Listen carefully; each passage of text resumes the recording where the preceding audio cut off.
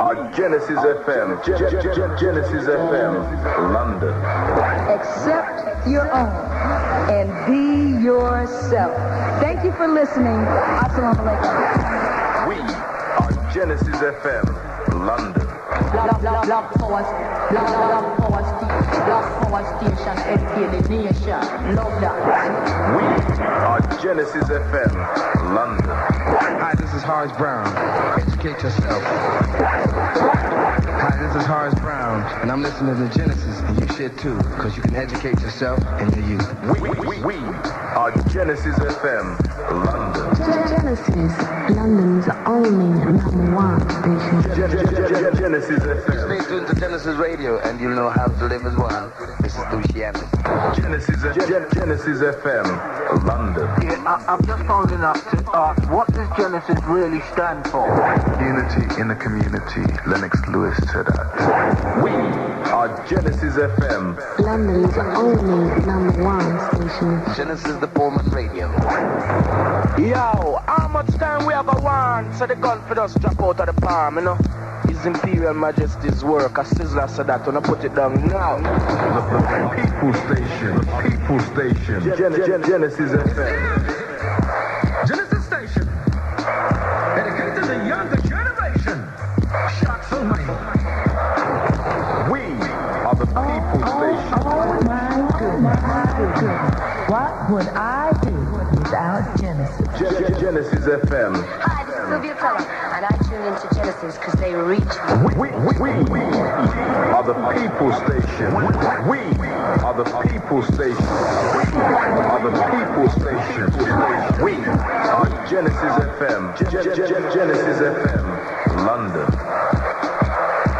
We are the People Station.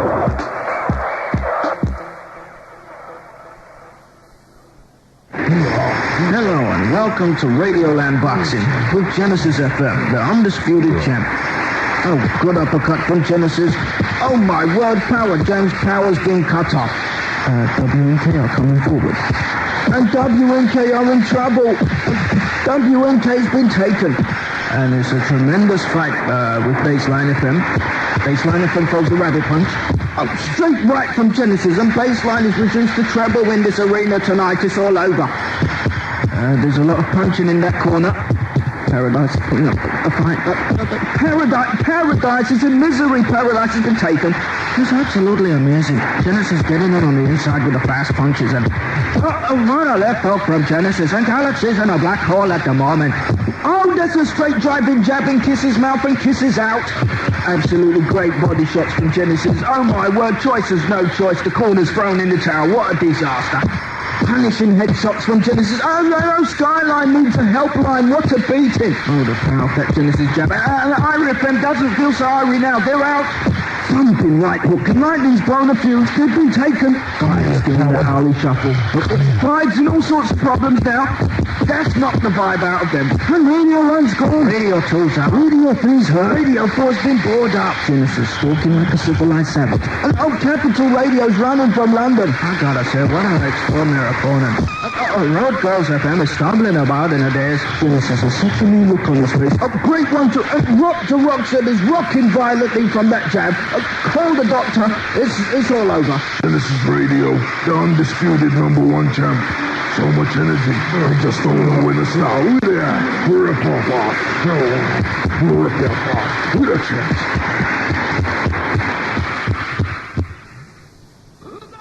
The God Squad. 9216. 91.6 FM.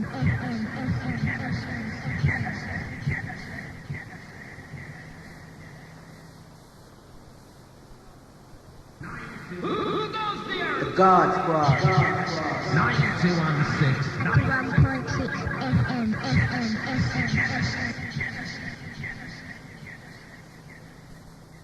Who goes there? 9216. Genesis is about to start for the show. Genesis is about to start for the show. Genesis is about to start for the show. Genesis Genesis, him at the start for the show. Genesis, him at the start for the show. Genesis, him at the start for the show. Genesis, him at the start for the show.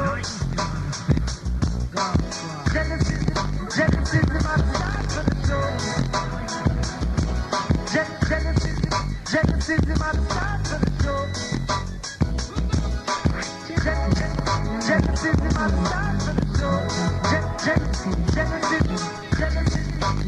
at the start for the show. London's only number one station. Genesis, him at the start for the show. Genesis, him at the start for the show. Genesis, London's only Genesis, him at number the start one for the show. Genesis, him at the start for the show. London's only number one. Genesis, him at the start for the show. Genesis, him at the start for the show. Genesis, him at the start for the show. Genesis, him at the start for the show. London's only number one. Right about now, this is half pint. Right about now, this is half pint. Genesis, him at the start for the show.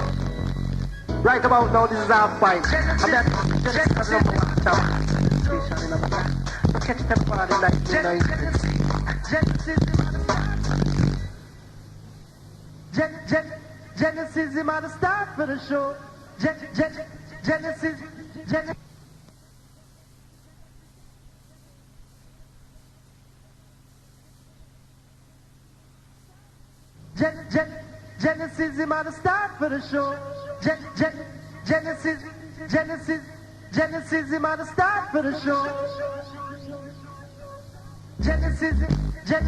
at the start for the show. Genesis, him at the start for the show. Genesis, him at the start for the show. Genesis, him at the start for the show. Genesis, him at the start for the show. Genesis, him at the start for the show. Genesis, him at the start for the show.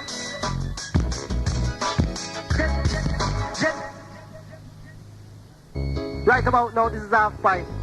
Right about now, this is half pint. Genesis, him at the start for the show. Right about now, this is half pint. I'm that Genesis number one station in the back. Catch them for the night. Genesis, him at the start for the show. 91.6 FM. Good morning. Good morning, London Town. Boy, can I air myself? Greetings, London Town, and welcome along to the Big Gen 191.6 FM People's Talk Show. Before we get going, as I always like to say, I'm going to give you 10 seconds today to go and tell everyone People's Talk Show is commencing on Genesis Radio 91.6. At the same time, can I put a call out for Sister M in the Hackney region? Could you give me a bell in the studio, please? Also, if the management is out there listening, could you give me a bell in the studio? 9216.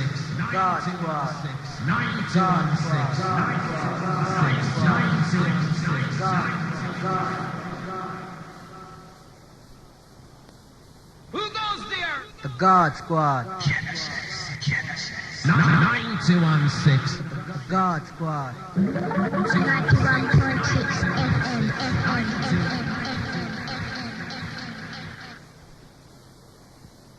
Okay, London Town, 10 seconds are up. As I said, if the management could give us a bell in the studio, please. Or if Sister Miranda's out there in the Hackney region, tuned in, locked in yet, could you give us a call in the studio? Okay, London Town, boy, I think you all know what's the topic today, or no, not the topic on Genesis necessarily, but, you know, in the wider media audience, in the wider media or the English media, at the moment, world media in fact. The death of the Princess of Wales died last night in a car crash. Now, I had calls before the show saying, don't talk about it. Hold on 1 sec, London Town, phone's ringing. Who goes there? Genesis, London's only #1 station. Who goes there? Genesis, London's only #1 station. Genesis. Who goes there? Genesis, London's only #1 station. Who goes there? Genesis, London's only #1 station. Happen to be a public information warning going out to all our youth them and get out. We tell them say you see the coke and crack and all the drugs thing them that to stop. Original Top Cat say that. See me? So we are blackies, we are no Ku Klux Klan. Genesis radio station, we have the plan. We are blackies, tell them we no Ku Klux Klan. Out of mercy, we tell them say Genesis radio station.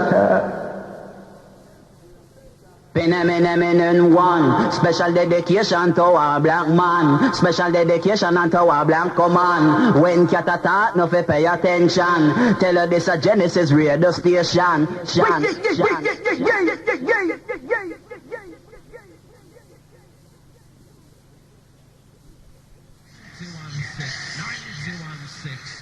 Okay, London Town, back on the other side of that. Thank you very much, sis. No, nice to know that. You know what I mean? Genesis family, London Town, boy. Big up every time. We got to big up all of you all out there. Anyway, as I was saying, I got a few calls this morning, London Town, about the accident last night in France in a French tunnel running alongside the river. The river, I can't even remember the name of the river. But the Princess of Wales, along with her boyfriend, along with their driver, and well, they haven't really said anything about the police bodyguard that was with her. You know what I mean? Oh, he's still alive. Sister Slush is telling me he's still alive. Well, London Town, you know?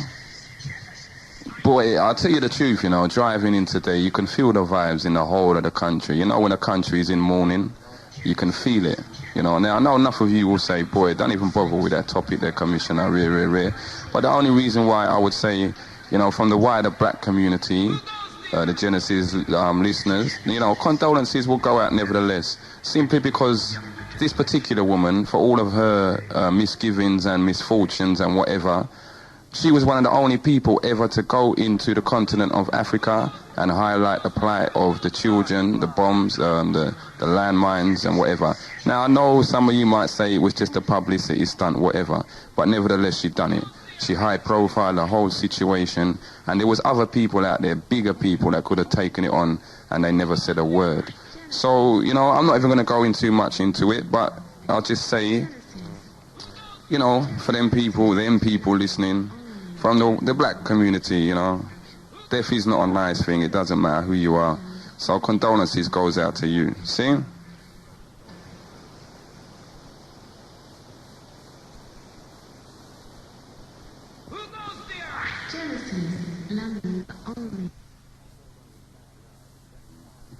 Okay, London Town. Now, at the same time, I was at a meeting yesterday, you know, Kafka, Caribbean African. Oh, I got it wrong. Count to the G's gonna kill me. The CACFO, anyway. I'll get the name for you in a minute. They're up there in the Crystal Palace region, you know, and we've had them on before.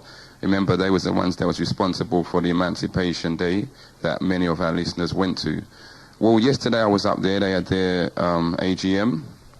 Nice to see so many people turn out, particularly the elder people of our community. You know, they turned out and supported the event in such a way, you know, it was nice to see. Anyway, I was there as an observer. There was a fashion show and a lot of talk went on, election of officers, etc. But one of the things that came to, you know, was really highlighted. There was a speech given by a member of the Lambeth Police Consultative Group.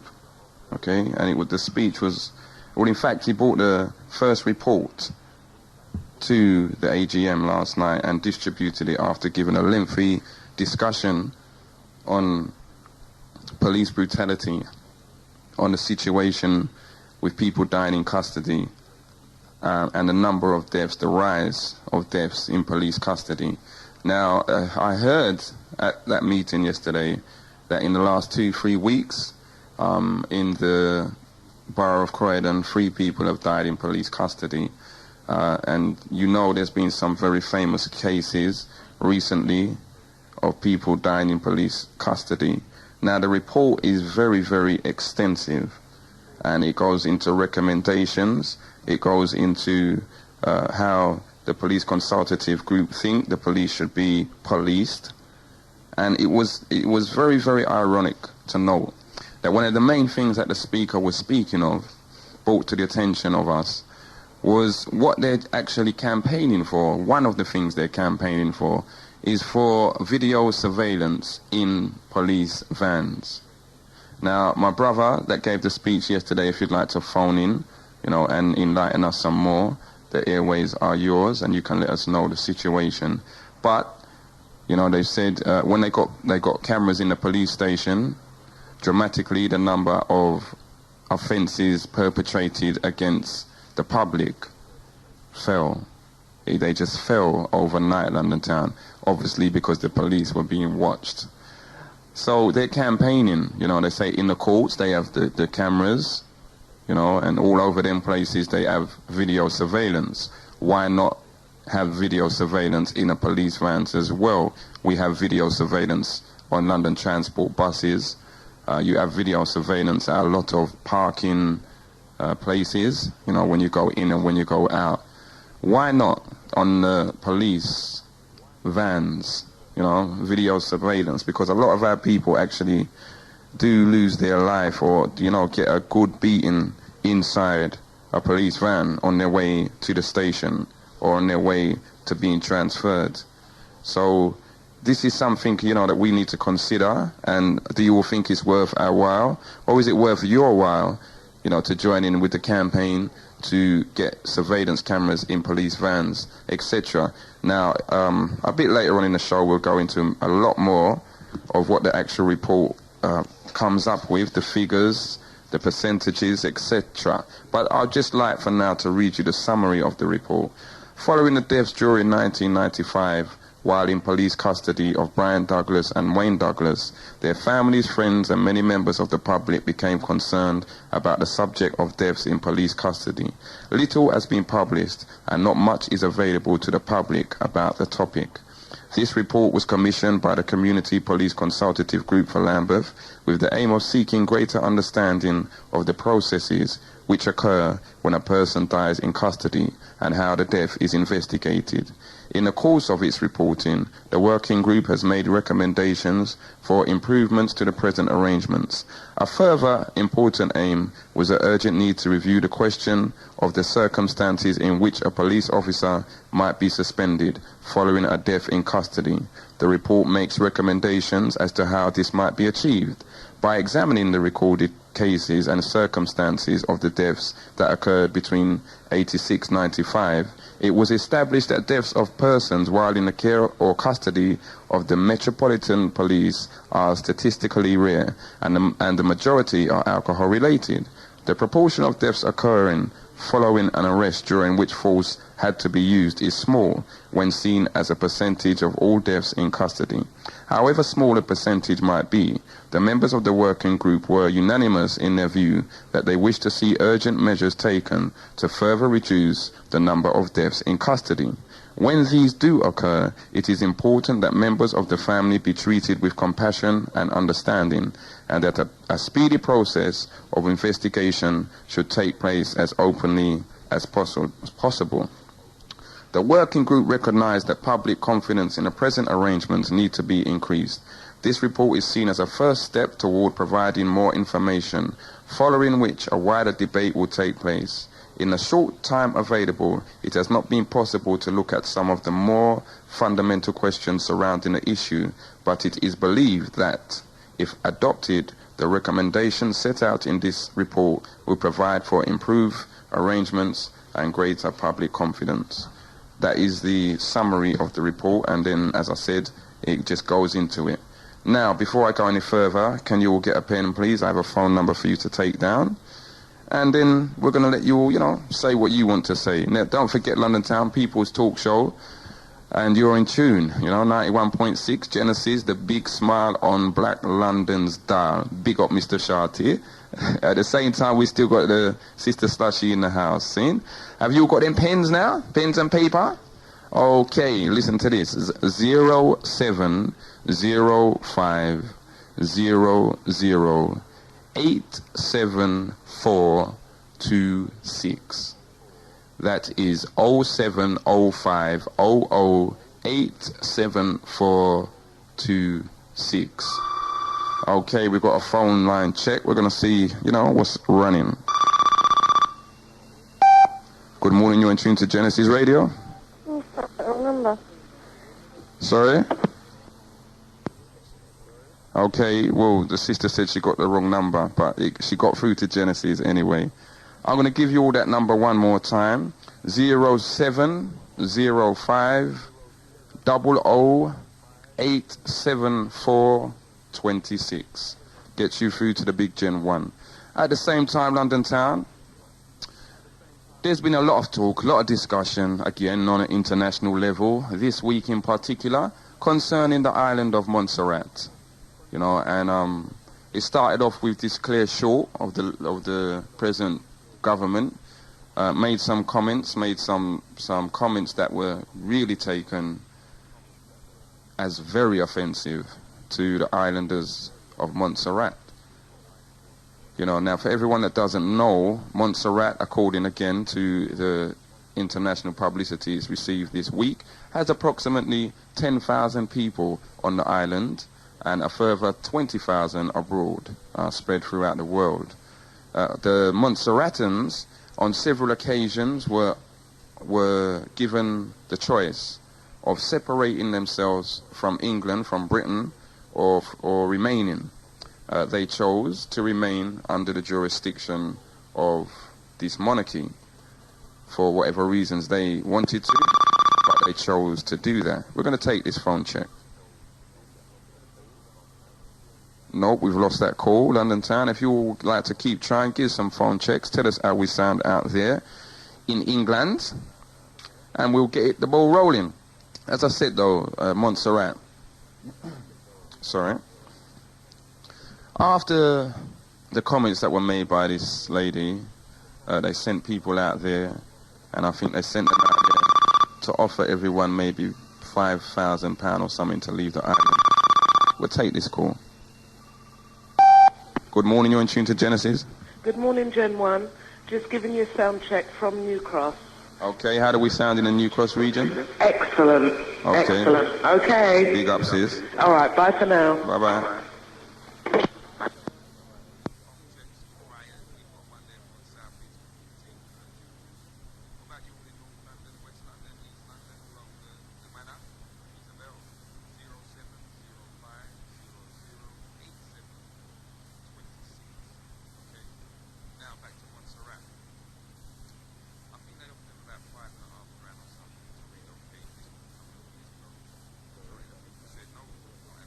Sorry, London Town, you couldn't hear me. 07050087426. That's the phone number. Now back to Montserrat. As I was saying, I think maybe 2 weeks ago, they was offered $5,500 to leave the island. Majority of them said no, staying put, don't want to move. Let's take this phone check. Good morning. Yeah, good morning. It's Trev in Wandsworth. Yes, brother Trev. How's it sounding out there in the Wandsworth region? Picking you up loud and clear. Okay. Is there anything you'd like to, bring to the attention of the people? Not at this present moment, but shortly. Okay. I'll just listen and I'll take it in, yeah? Big up for the call. All right, nice one. Catch you. Okay. Okay, London Town with a Southwest 18, I believe. Phone check. Keep them rolling in. Montserrat. Let's finish this. People said no, they're not going. Anyway, there was a lot of roo-roo and ha-ha. There was actually a few live phone calls received by the BBC World Service from Montserrat with I think, one of the ministers just expressing his disgust at the way the British government were treating them. Good morning, Genesis Radio. Commissioner, good morning. Good morning, Bridget. What's happening, sir? Steve, yeah? Oh, how are you? What area are you in, Bridget? East London. How's it sound out there? Top. That stupid jungle station ain't in the background, so it's standing tops, please. Oh, beautiful, beautiful. All right. I'm hoping I have some good information to digest today. Okay. All right, my brethren? Yeah, Bridget. Keep it locked. Have a good show, yeah? Okay, thanks for that call, Che. Listen, pleasure, my friend. Take care. See ya. Respect. Bye-bye. Oh, yes, East London represented in the house, London Town. Nice to know that you all are up, bright and early and locked in. Anyway, these people now, as I said, they had some live phone calls from Montserrat with one of the, it wasn't the Governor General, but one of the representatives of the government of Montserrat. And he was just, sharing his disgust at the way the British government were treating the islanders of Montserrat in terms of how much money they offered, etc. Phone check.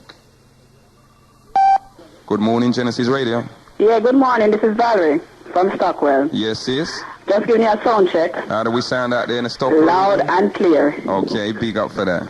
All right, then. Keep it locked. Yeah, man. Goodbye. One love. Yeah. South London's nice and lively and woken up. Big up for all of you that's calling in. And, we what about the North? What are you saying?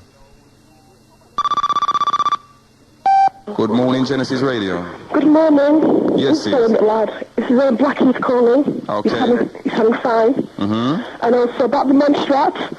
I haven't got a lot to say about it. Basically what it was, I was in a hurricane called Dave in Dominica about 19 years ago. Yes. And the British did nothing for us. We had no schools, no food, no church, no nothing. Yes. Canada, we built our school. We had rations, helicopters coming, giving us ration meals like in the war days. Charles Battelle had to come to England begging for help and funding to rebuild back Dominica. And as soon as we got independent, we did it ourselves.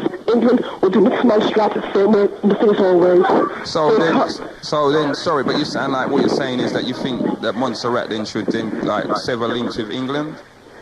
Forget England, because England can't help them. I don't know where they're going to get the help from. I'm listening to the radio and to the news. Yeah. And basically, they're going to have to, I don't know how they're going to rebuild, because a volcano's got bigger than a hurricane. I mean, hurricane was just basically losing our houses and land and whatever. Uh-huh. But with the volcano, it's a whole different thing, because they've got nowhere to rebuild. They've got nowhere to rebuild their crops, their land.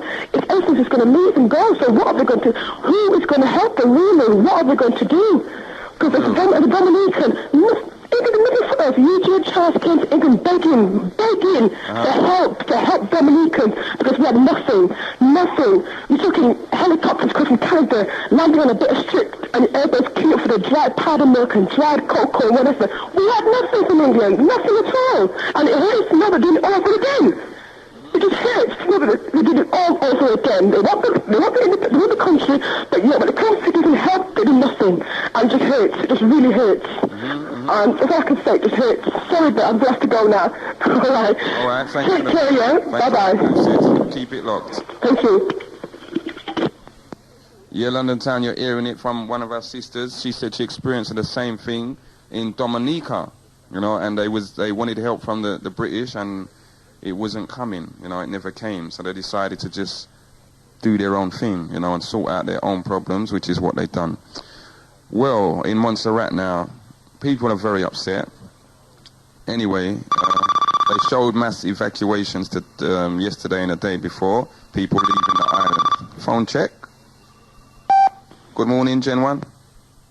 Okay, we lost that call. Yeah, we did.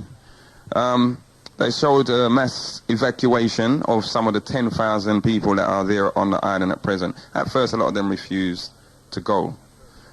A volcano erupted again this week, and as a result, more people are leaving the island. Now, the minister that actually phoned and spoke live was saying that Britain had a, aid package of some 61 million that they was going to give to Montserrat just before this thing happened. Can you turn that radio down, please? Hello? Yeah, could you turn your radio down, please? Hello? Good morning. Good morning. Yes, sis? I just wanted to comment on Princess Di's death. Okay, but sis, can you turn down that radio first? Is that better? Yeah, that's a lot better. Yeah. Okay, what would you like to say? When I heard, the first thing that came to my mind was, the letter that you read out last week from the BNP. Uh-huh. Yeah. They were rejoicing in their evil. Yes. Yes. And so on. And right now, as you said, look what's happened to them, because it has affected the nation, yeah? Of course. They are in deep mourning, yeah? Yes. I tuned in to Classic FM, to hear the news, to hear, Yeah. And they suspended all their usual programs for the whole day. Mm-hmm. So there's a kind of moral in this also. They were insulting us, yes. ridiculing us, yes. and all that. And just last week, they were so bold. Mm-hmm. And 1 week after that, look what's happened to them. Mm-hmm. The heart of the establishment, the heart of their affection, is actually now dead. So although death is sad for anybody, but at the same time, we as black people should save our sympathy for our own people and what they themselves have been doing to our own people. It's time enough that we see through their public relations exercise, and know that the establishment, including the monarchy, are actually extremely wicked people. God just brought something back to my mind. I saw it on television some years ago. Yes. Prince Charles went to some black, I think, elderly old people's home, Yeah. And one of the elderly ladies just hugged him and just said, Prince Charles, And then he said, how are you? And she said, I'm not too bad, just a little bit of back pain. Yes. And what he said, he never even had to think about it. He just rolled off his tongue. He said something like, oh, is it like what happened, the back pain that happened to Cherry Groves, who was shot by the police? Really? He did. I'm not lying. It was on the TV. It just rolled. He never had to think. He never took a split second, right, to think. It just rolled off his tongue. You see? So, it just goes to show. It just goes to show. I've spoken on the show before, to say that things that has come to my mind, my visionary happenings, that God is black and that he's actually dealing with the Europeans now. You understand? And he's going to bring them down. And it's no surprise what has happened. You see, because they will be dealt with. They will be dealt with a whole lot. The establishment, a whole lot of them will be brought to their knees. You see, even what happened some time ago, when most of the monarchy, Prince Charles, Fergus, they were skiing, and there was an avalanche. All them things are not accident. The Prince Charles got away. You understand? Yeah. But it's just a warning to them what is actually to come. Okay. You see, because, and I don't, maybe people will phone in and actually condemn me and say, how could I say such a thing? But it's time enough. We start to place our sympathy where it belongs to us. All the things that they've done to us, the killing in police custody, and so on. We should be in mourning like that. One DJ on another station said something. He said, like, when they touch one of us, they touch all. Yes. You understand? And although she's supposed to be a princess, but she's just another person who died through an accident. Well, the way we die, the way that they choose to kill us, it's horrific. Yeah. I had a relative who phoned me from America and explained a couple of the things that happened there. This black American guy went to a party with some white people, and it wasn't a lot of them. And they doused him with petrol, they set him alight, they burned him alive, and then afterwards dismembered his body. Oh, gosh. And also this Asian that they took in custody, they used something like a plunger, Yeah. You heard about that? Yeah. You understand? That was a black man, isn't it? They used a plunger, they sodomized him, and then they put the plunger in his mouth and took out a lot of his teeth, and that was in, I just heard through somebody, I could have been a black, I would say it was a nation, but it could have been a black man. It was a black man, and at the same time, you said you brought that up, the people that done it to him, was police officers. That's what I'm saying. They took him to the police station and did it. Yeah.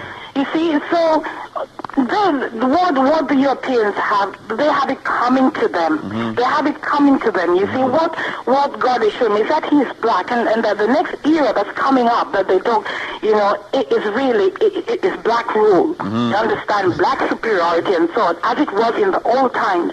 You see, but Babylon system has to fall before that takes place, because it will be a system of righteousness. Yes. You understand? That will be in place. But before that is, you know, is established, Babylon has to fall. Babylon has to fall. Yep. So it is sad in a way. For anybody is sad, but at the same time, we must share all sadness and grief. You see, because that was an accident. You understand? And it was caused by themselves. The French police who was chasing them. You understand? It wasn't just a mere accident. It was caused by them. Because look at the way they treat their own monarchy. How they hound them, how they this. But they hound them maybe to show them up themselves. You know, the intellectuals, to show them up for what they really are. Yes. You understand? So it's just, I'm just saying, it's just a warning to them. You understand? Because they're listening, well, maybe they're listening, or maybe they're so much in mourning that they're not listening to the BNP and all those people and the Ku Klux Klan who wrote that very offensive letter last week. You know, I don't think they're rejoicing this week. And it's a moral lesson for them. Okay? Big up for that call, sis. All right, then. And you keep it locked. Thank you. Okay. Bye-bye. Bye-bye. Yeah, London town, you're hearing it loud and clear from the Genesis family out there, okay? You heard what the sister said. Hold on a sec, Sister Slushy wants to say something. And you see what kills me as well, you know, they'd phone in and they say, why do you blame us? Why do you blame us? It weren't us. But look at it. Our youths that are born in today, they're innocent as well. But when they go onto the streets, they still get it. So why? They're not to blame either. So, you know, we've got Sister Sashi in the studio. We've got, so far, our women are phoning in and expressing their views and opinions. Let's finish off Montserrat now. I'm going to try and finish this off quickly. Where did we get to? Yes, evacuation, offered 5.5, 6 grand. Volcano erupted yet again. More people left the island. That's where we got to. The British government was supposed to give grant aid to Montserrat of £61 million to build a school, to build, I think it was about 500 houses and something else. They withdrew it. So this is what all of this war is actually about, this verbal war. It's about the measly offer that the British government decided to make to the inhabitants of the island. In return for what, I don't know. You know, now they say that they're going to relocate them to Antigua, and a lot of them have actually gone to Antigua now. For my part, I'm a very skeptical, suspicious person. And I believe someone wants that island for their own purposes.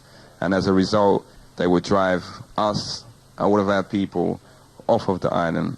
As long as they don't destroy the whole thing, which, you know, at the moment, the south side of the island is covered in lava and dust. The north side is nothing's wrong with it. You know what I mean? Everything looks crisp. So obviously someone knows what they're doing. You know, but again, some of you out there may say it's prophecy. Prophecy says that the volcanoes are going to wake up, earthquakes everywhere, etc., etc. Is this the first of many that we're seeing along that stretch of land, you know, in the West Indies? Is it the first of many, London town? Anyway, the people are presently in a situation where they're rowing it out, arguing it out, and trying to get a better deal from the British government. What do you feel? You heard the sister say earlier on, forget the British government, Montserratans, and just do your thing. Have we got any Montserratans listening? Can you give us a call? You know, let us know. Do you know, you may know something more that we need to know, because, you know, if you've got family out there, obviously you will be in touch very closely with the ongoing situation. You know, Genesis listeners would like to know if there's any change, if the government has decided on exactly what they're going to do. And as I said, I'm going to give you all that number again, just in case you missed it, the 4 or 5 times it was read. 0705 00 87426. I'll say it again. 0705 00 87426. That's to get through to the Gen 1 hotline. Yeah, London Town. Sister Slushy's still here with us, and we just you know what I mean? Things just are run. You know the number. If you've got anything that you'd like to say to London Town, any information you think we need to discuss or we need to know, it needs to be brought to our attention, that's the number. Give us a call and you can get through to the whole of London Town live. Now, back to the police deaths in custody. You hear the sisters say there that we should really, you know, be mourning for ourselves, for all of the innocent people, you know, that get killed. Sister Slushy also said our children are under threat every time they're out there. Okay, we lost that call. Call if you'd like to try again. You know, so, boy, the situation, as I said, I was at this meeting and the talk, it was very depressing, I'll tell you the truth. You know, many of our elder people got up and they all seem to be saying the same thing. We're in a worse situation than when. You know, and as I said to you earlier on at the beginning of the show, I was very impressed by the number of bigger people, you know, people over 40, people over 50 that were there supporting their community organizations. You know, not just in terms of bodies being there. There was elections of officers. People were prepared to take up posts, take up roles and do work that was necessary, that needed to be done. You know, and in that respect, it was a very positive thing. But in the respect of the situation with black people, it was sad. Good morning, you're tuned to Genesis. Hello, good morning, Commissioner. Good morning, sis. Yeah, good morning. I think we should have a 1 to 2 minute silence for all the black people who died in custody over the radio, and all the black people that suffer in this country. I think we should have a 2 minutes or a minute silence for our own grieving. Okay. All right then? Okay. Bye. One love. Yeah, London Town People's Talk Show, and you heard that. For all of you out there listening, we'll hear what the sister said. We should have a minute silence, you know, for all of our people that's died in custody, on the streets, etc. Well, you know what? We're gonna do that. Turn off your tellies, turn off your radios, or don't turn your radio off because you won't hear nothing. But from now, 2, 1.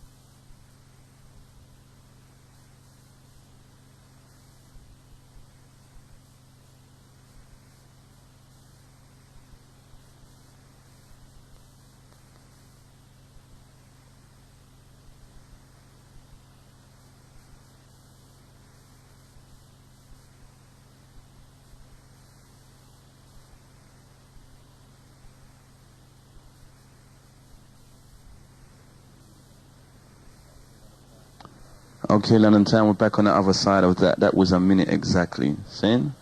Big up, sister, for that.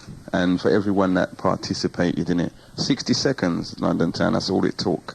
All right? But, you know, it gives us unity. It gives us strength. And especially spiritual unity, you know. It binds us. And this is what we need to be doing a lot more. Good morning, you're tuned to Genesis. Greetings, blood. This is Salah speaking, calling from East London. One love, Bridget. One love, man. I'm not actually by my radio at the moment. I'm on the road. Yes. But I caught a little bit of what you were saying earlier on this morning. And I was quite shocked, actually. You know about Princess Diana, yeah? Yes. What you said about her? Yes. I was shocked because I feel said that she was murdered, you know what I mean? From you said that the bodyguard is still alive and the type of security that would normally surround somebody of that status. Yes. And for that to happen still, it makes me feel a bit suspicious, you know. And sorry, the circumstances as well, it happened in a tunnel, innit? Well, you know what I'm saying, so nobody could see anything that went on, and now apparently they're blaming a few people and saying that they're gonna prosecute them for criminal neglect or something like that. But it seems to me that even though what she was doing wasn't anything too tough, the fact that she was doing something was demonstrating the manner of operation of the British government abroad and everywhere, you know. Yes. I feel that that's the reason why they killed her, really, and, you know, it just seems to me that African people better watch out and listen. Yes. Seriously, because African people have got to realize that there is a conspiracy, because many people say, oh, conspiracy theory, like it's a joke, you know. But African people have to realize there is a conspiracy, and that is a conspiracy which is aimed to maintain the balance of power in the world with white supremacy and keep African people in a position where we can't function at all, you know. So I just wanted to say that, because when you mentioned that Princess Diana had been killed, those were the first thoughts that went through my mind, you know. Yes, yeah, brethren.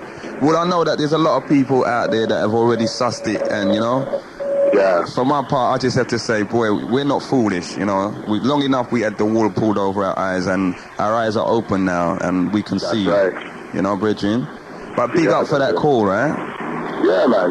You know? Well, anyway, as soon as I get back to the radio station, I'll keep it locked and I'll tune in again and see what else you're saying, man. Okay. One love. Take care. Yeah, one love, man. Yes, London Town. One of our warriors out there on the streets of London giving us a call and putting his views over. Now, as I said, you know, we're big people now. Our eyes are wide open. Again, I've got to say enough respect to the sister, you know, that just phoned and said, look, let's give some time silence for our dead. You know, for all of our people that have fallen.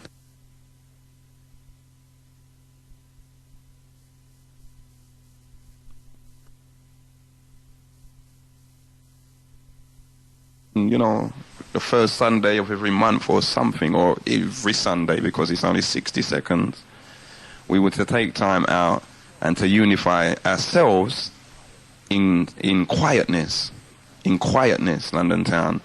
Not always in talking, you know. You know, sometimes, Sister Sashi, you can have 5 people sit down in a room and don't make a sound. And the unity that is there is unreal. You know, so it's not necessarily always through talking, London Town, that, you know, is the best way to express our hurt, or to express our unity, or to express indignation at a situation. You know, so the deaths in police custody, as I said to you, the elders then painted a kind of bleak picture in terms of the prospects for us. You know, not the prospects of us working together for ourselves, because it was said time and time again in the evening that CACFO is one organization that will always be there to help, be it crime, be it homelessness, whatever. They have qualified people, trained people there to give their support and give their help where they can. At the same time, you know, a lot more of you community organizations need to be sending in your information to Genesis Radio. You know, if you want people to know what you're doing, I don't know about other stations, they charge you, I believe, but send in the information. You know, I'll give you the mailing address. Lewisham Way Youth and Community Center, 138 Lewisham Way, South East 14, 6PD. That is Lewisham Way Youth and Community Center, 138 Lewisham Way, South East 14, 6PD. Send your information to us so that we can share it with the wider community, because it doesn't really make a lot of sense that you're a community organization and you're only known on the street where your organization is. If you're not known to the wider community, you know, then you're only operating at half your viability rate that you could. You know, you could be operating at 100% and you're maybe operating at 40 or 50%. Well, Genesis is here for you all. It's the people station, and any information you will send out to us, we will put it out. You know, as long as it's not rubbish. Sorry. London Town. You know, what are you all saying about these deaths in custody? Again, I heard last night that the attitude of the police is just changed. You know, in fact, Councillor Bernard, who actually is the head of CACFO. You know, she, again, was invited once on the Nation of Islam show on a live phone-in, and she explained Emancipation Day. She explained what the organization was about. You know, now, she has a nephew who came up from Jamaica maybe 4 years ago. Listen to this. You know, because this is the first thing that she said to me yesterday. She said, boy, Commissioner, come, I want to tell you about this.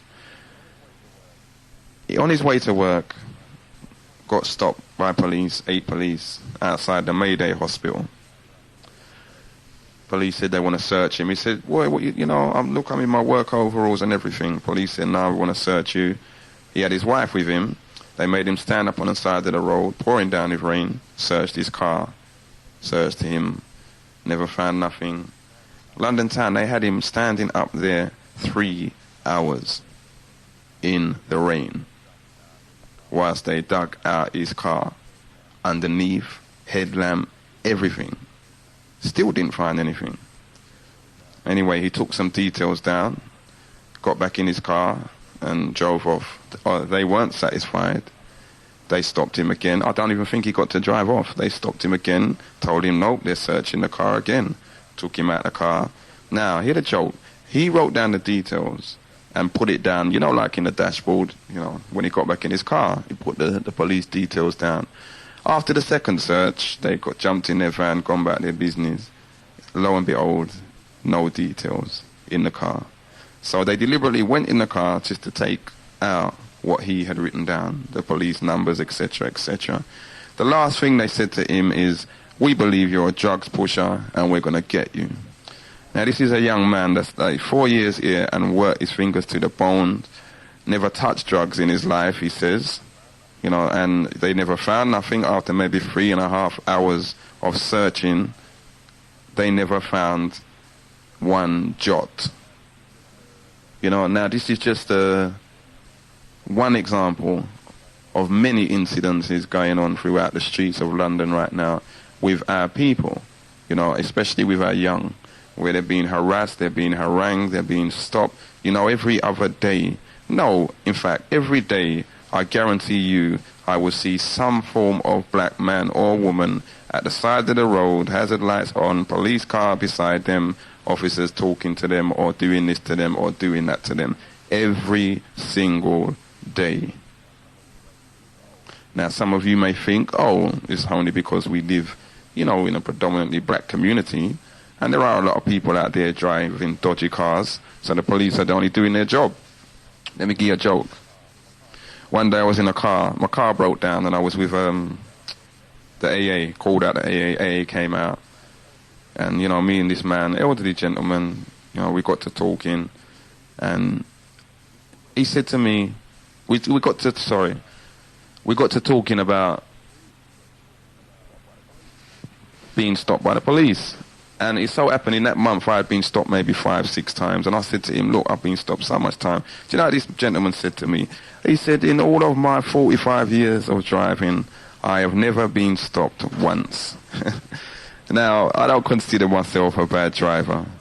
You know, in fact, I've taken quite a few tests on driving, right?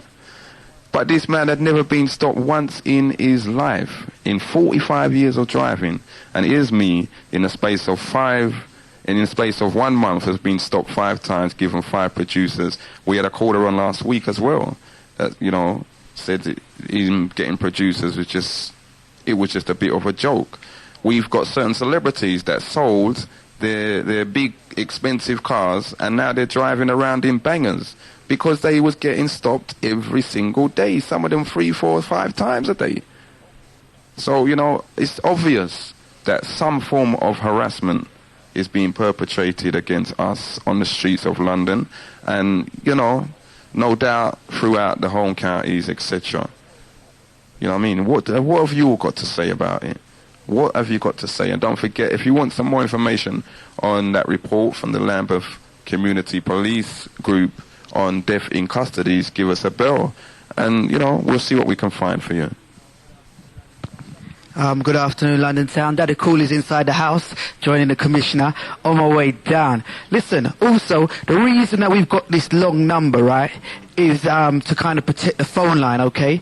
Right? So, if you got the number that you was ringing last week and you know that number by heart, you can ring that number, right? But we ain't going to mention that number out over the air again. We ain't going to be mentioning that no mobile numbers for the studio. This is the number, and hopefully it's going to be the number all the time, okay? And the number is 07050 87426. But if you have the number written down from the previous week, you can ring that number because it's the same number, but it's just a ting, okay? It's just a little diversion, all right? Okay, on the way down here, I was listening to the Commissioner about Montserrat. Now I'm going to ask you lot out there, how many of you ever heard of Montserrat before the volcano erupted? How many of you knew that it was a British colony? Okay?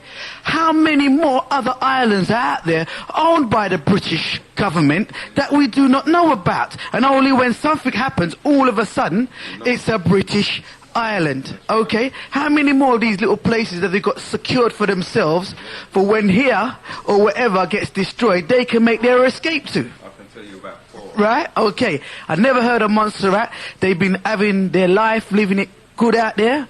Over here, man, they must be going out there on holiday because it's their colony, their government, man, them. Yeah. Now it's over. It's full of ash. The man have to pay. Simple. Right? But are they going to pay? Okay, now, if you check your newspaper this week, right? What were the two main, every paper you bought, what were the two main things in these papers? Right? Front page, Lady Diana. Yeah. Back page, Ian Wright. Yeah. Every talk radio you listen to this week are martyring Ian Wright. Yeah. Okay, they're out for him like, I don't know. Lady Diana this week said, if it weren't for her sons, she'd have left this country. Right? That's what she said. Who is she going to marry? An Arab brother? Yeah, Egyptian Dodi, whatever. Fired. What millionaire? This government can't touch him. They have too much money. It's like them Harrods people. Them have too much money, right? She has to leave. Listen, the ex-girlfriend come up on big TV, big ring, meet me, Lady Diana, rare, to mash it up. You're talking about conspiracies, you know. Right, there's a film out at the moment about the conspiracies where this brother is just writing ideas and flinging them in the paper, and he hit on an idea, and for that they have to kill him. Now, check your paper this week now, right? Like I said, every paper you picked up, front page, Lady Diana, back page, Ian Wright. Today, Lady Diana's dead. Okay? After stating that the only thing that's holding her in this country is her 2 sons. Heirs to the throne. Imagine now if she did marry this Dodi brother. Harry and William would be having to call him stepdaddy, innit? Good afternoon, you're true to Genesis. Good afternoon. Yes. What's your name? Where you calling from? I'm Benji. I'm calling from Hackney, man. Okay, what would you like to talk about, sir? I'm sorry, Daddy Coolie, man. I mean, don't disrespect Genesis and the program. You should know better than that, man. You know? They disrespect Genesis and the program? I said you're disrespecting your own program. How'd you work that out? Because you remarks that you're making, we're all human beings, yeah? What you say? Face it, man. Human beings have feelings and, you know, don't disrespect the program, man. What are you talking about? I'm talking exactly just what you were saying concerning the lady who passed away tragically. Lady Diana? Exactly. You know, don't diss the program now. How you mean don't diss the program? That's what you're doing. Alright then. Say what you got to say, and is that all you got to say? Explain yourself.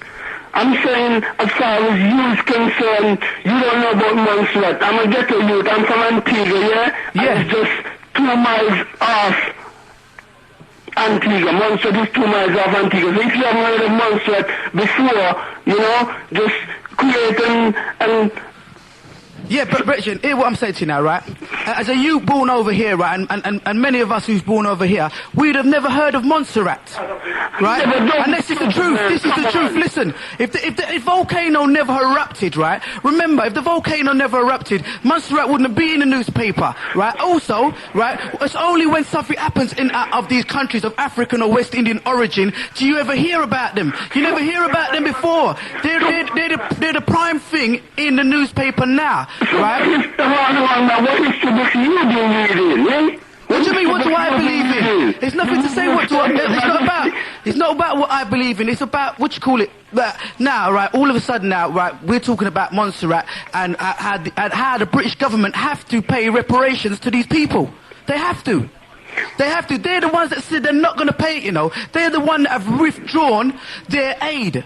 Okay, that's a British colony. This is what we're making people aware of. It's not a Western island that's independent, you know. This is a British colony. So the people over there are British citizens. So they have the right to be rehoused and come back over here. Because they are British citizens. What I am saying, I'm not dissing that there's more islands out there. What I am saying is, if that had never happened, we would not have known about the island of Montserrat. This is what I'm trying to show you, Bridget. I'm not dissing the program. You can come in now, yeah? What you're trying to show me, I'm asking you what history books you're reading. That's what I'm asking you. What do I believe in? If you take something like, you know, a volcano, then, you come on, man, create some values in the program and don't just the program and, you know, show condolences to human beings who society have lost tragically, because yet in spite of everything and marry this and marry that, the lady has done a lot for the charities and for humanitarian causes, going to Africa and deal with landmine issues and brought them to light. So don't just the program and create values. See, this is it now, you see. You are just taking on board what you want to take board and interpreting how you want to interpret it. Now, if there is a conspiracy out there, right? Okay then, Lady Diana, right? She went into AIDS hospitals, right? She went into a country where there was landmines. She showed up the British government for things that they was not doing. Listen to what we're talking about. Don't jump on and say your man's dissing the program. You're dissing the program because you're not thinking about what you're going to say. You've jumped on the radio and asked me listen to what I'm saying about the conspiracy. Lady Diana, she showed up this government for their shortfalls, okay? She brought to light about mines. Okay, she brought to things about AIDS. She went into AIDS hospitals and hugged up AIDS victim, African AIDS victim, not white rich AIDS victims, Bridget. Okay, now she come in this week and says that the only thing that's holding her in this country is her sons, right? And now this weekend, now the lady's dead. Okay. Okay, no one's not saying she'd be glad that she's dead or whatever. We're just putting across our point. Now, you might have a different point of view to that, then you've got every right to bring that point of view across because it's the People's Talk Show. But I'm not dissing you, so do not come on the air and diss me. Because I will not take it. I will not take it, Bridget. Simple as that. Right? And don't spread the thing that the press published. Show your condolences because we are human beings. That's what you're supposed to do, and I need an apology. No, Bridget, I don't have to do. I don't have to show no condolences or nothing for nothing, Bridget. I don't. I do not have to. Yeah, London town. I hear. 07050087426. And for any of you that do not know any more of these British colonies, listen to this. We've got an island called Bequia. We've got an island called Canoa. We've got an island called Mustique. We've got an island called Union Island. We've got an island called Carriacou. And there's a few more. You know, if you all know any more, phone me, let me know. And Commissioner, all these islands, British colonies. Right, they're all British colonies, okay? You see, like this Genesis, while we set up Genesis, you see, like the Africania program and other programs is about information. It's about getting information that we didn't know before. Wednesday, I listened to the Africania program, and the brother, in the names of the week, what they mean, and what gods they mean, and everything. I never knew that things before. There's so much things that I never knew before Genesis, right? And that's what it's about. Like I said, Montserrat. Never heard of Montserrat before. Okay, but the volcano erupted, and check it now. How are they going to deal with all these people out there. I mean, they don't even want to deal with us over here correctly. So how are they going to go and take over our whole people in another island and deal with them? They're trying to wash their hands of it. And you know what? I want to say something, right? This is strange. Because here we are every week, you know, and there's a lot of people out there that feel, you know, I always said just about a black thing and and when you're ready, you will phone up and express that. But, you know, honestly, admit to yourself, how many of you today, when you woke up and you heard what happened, felt bad? How many of you? Good morning. Yeah, good morning. This is Julie from Peckham. Yes, Sister Jane. I hate callers like that man before. He's just a house nigger, and he should stay off the radio and cut him off. He's on the right thing, yeah? I don't need people like that, and I'm sorry to speak like this, but I hate people like that. Bye. See ya. Okay, everyone is entitled to their own opinion. Remember, London Town, at the end of the day, we're all family, so let's just keep it tight. Saying? Okay. On the note, again, like I said, the papers you picked up this week were two stories.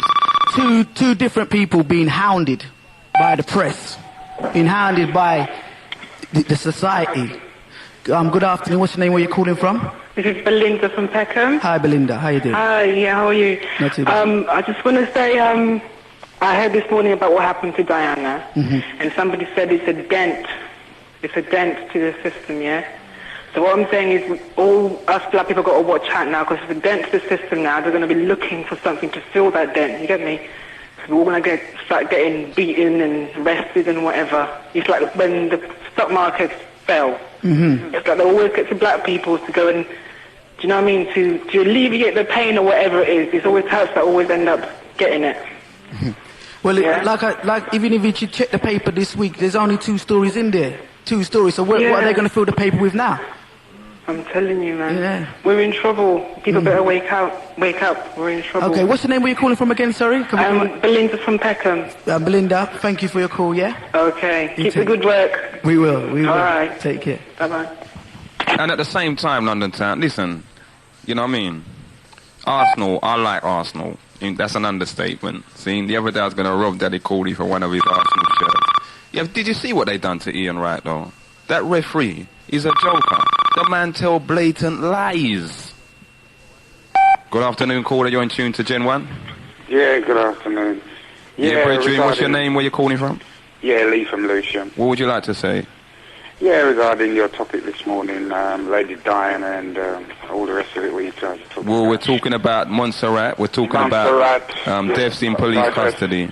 Yep, that's right. Yeah? I mean, first of all, Lady Diana, I mean, as I heard that news, it becomes very suspicious to me, you know. With this, you know, I'm not saying what the other callers saying that you're dissing the program and all that. I mean, I don't know what he's talking about.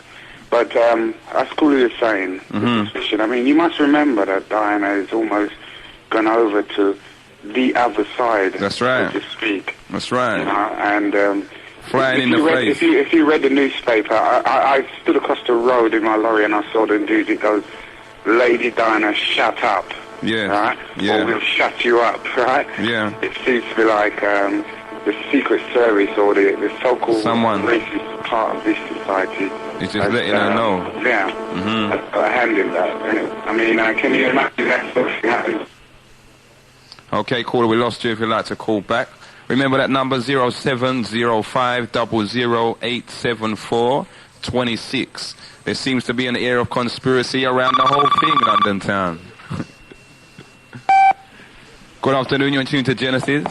Yes, good afternoon. Is that Commissioner? Yes, brethren. Yes, this is Eddie from Herne Hill. What would you like to say, Eddie? Yes, first of all, I'd like to say greetings to all listeners, to the Genesis crew, doing a wonderful job. Everything seems so self-explanatory, you know, and it's a positive thing that I'm feeling. Your voice is being heard all over London Town. Everyone's talking about Genesis, even in college. You know, it's something that the progress is there. I heard you was talking about, you was bigging up a sister for saying that we must remember our dead. Yes. Yeah. The thing being is that, you know, the problem with us African people that we forget our culture, the pouring of libations, you know, and it's essence. a lot of black people, like you were saying, get stopped in the streets, you know, including yourself. I mean, I'm a victim of such a contrast.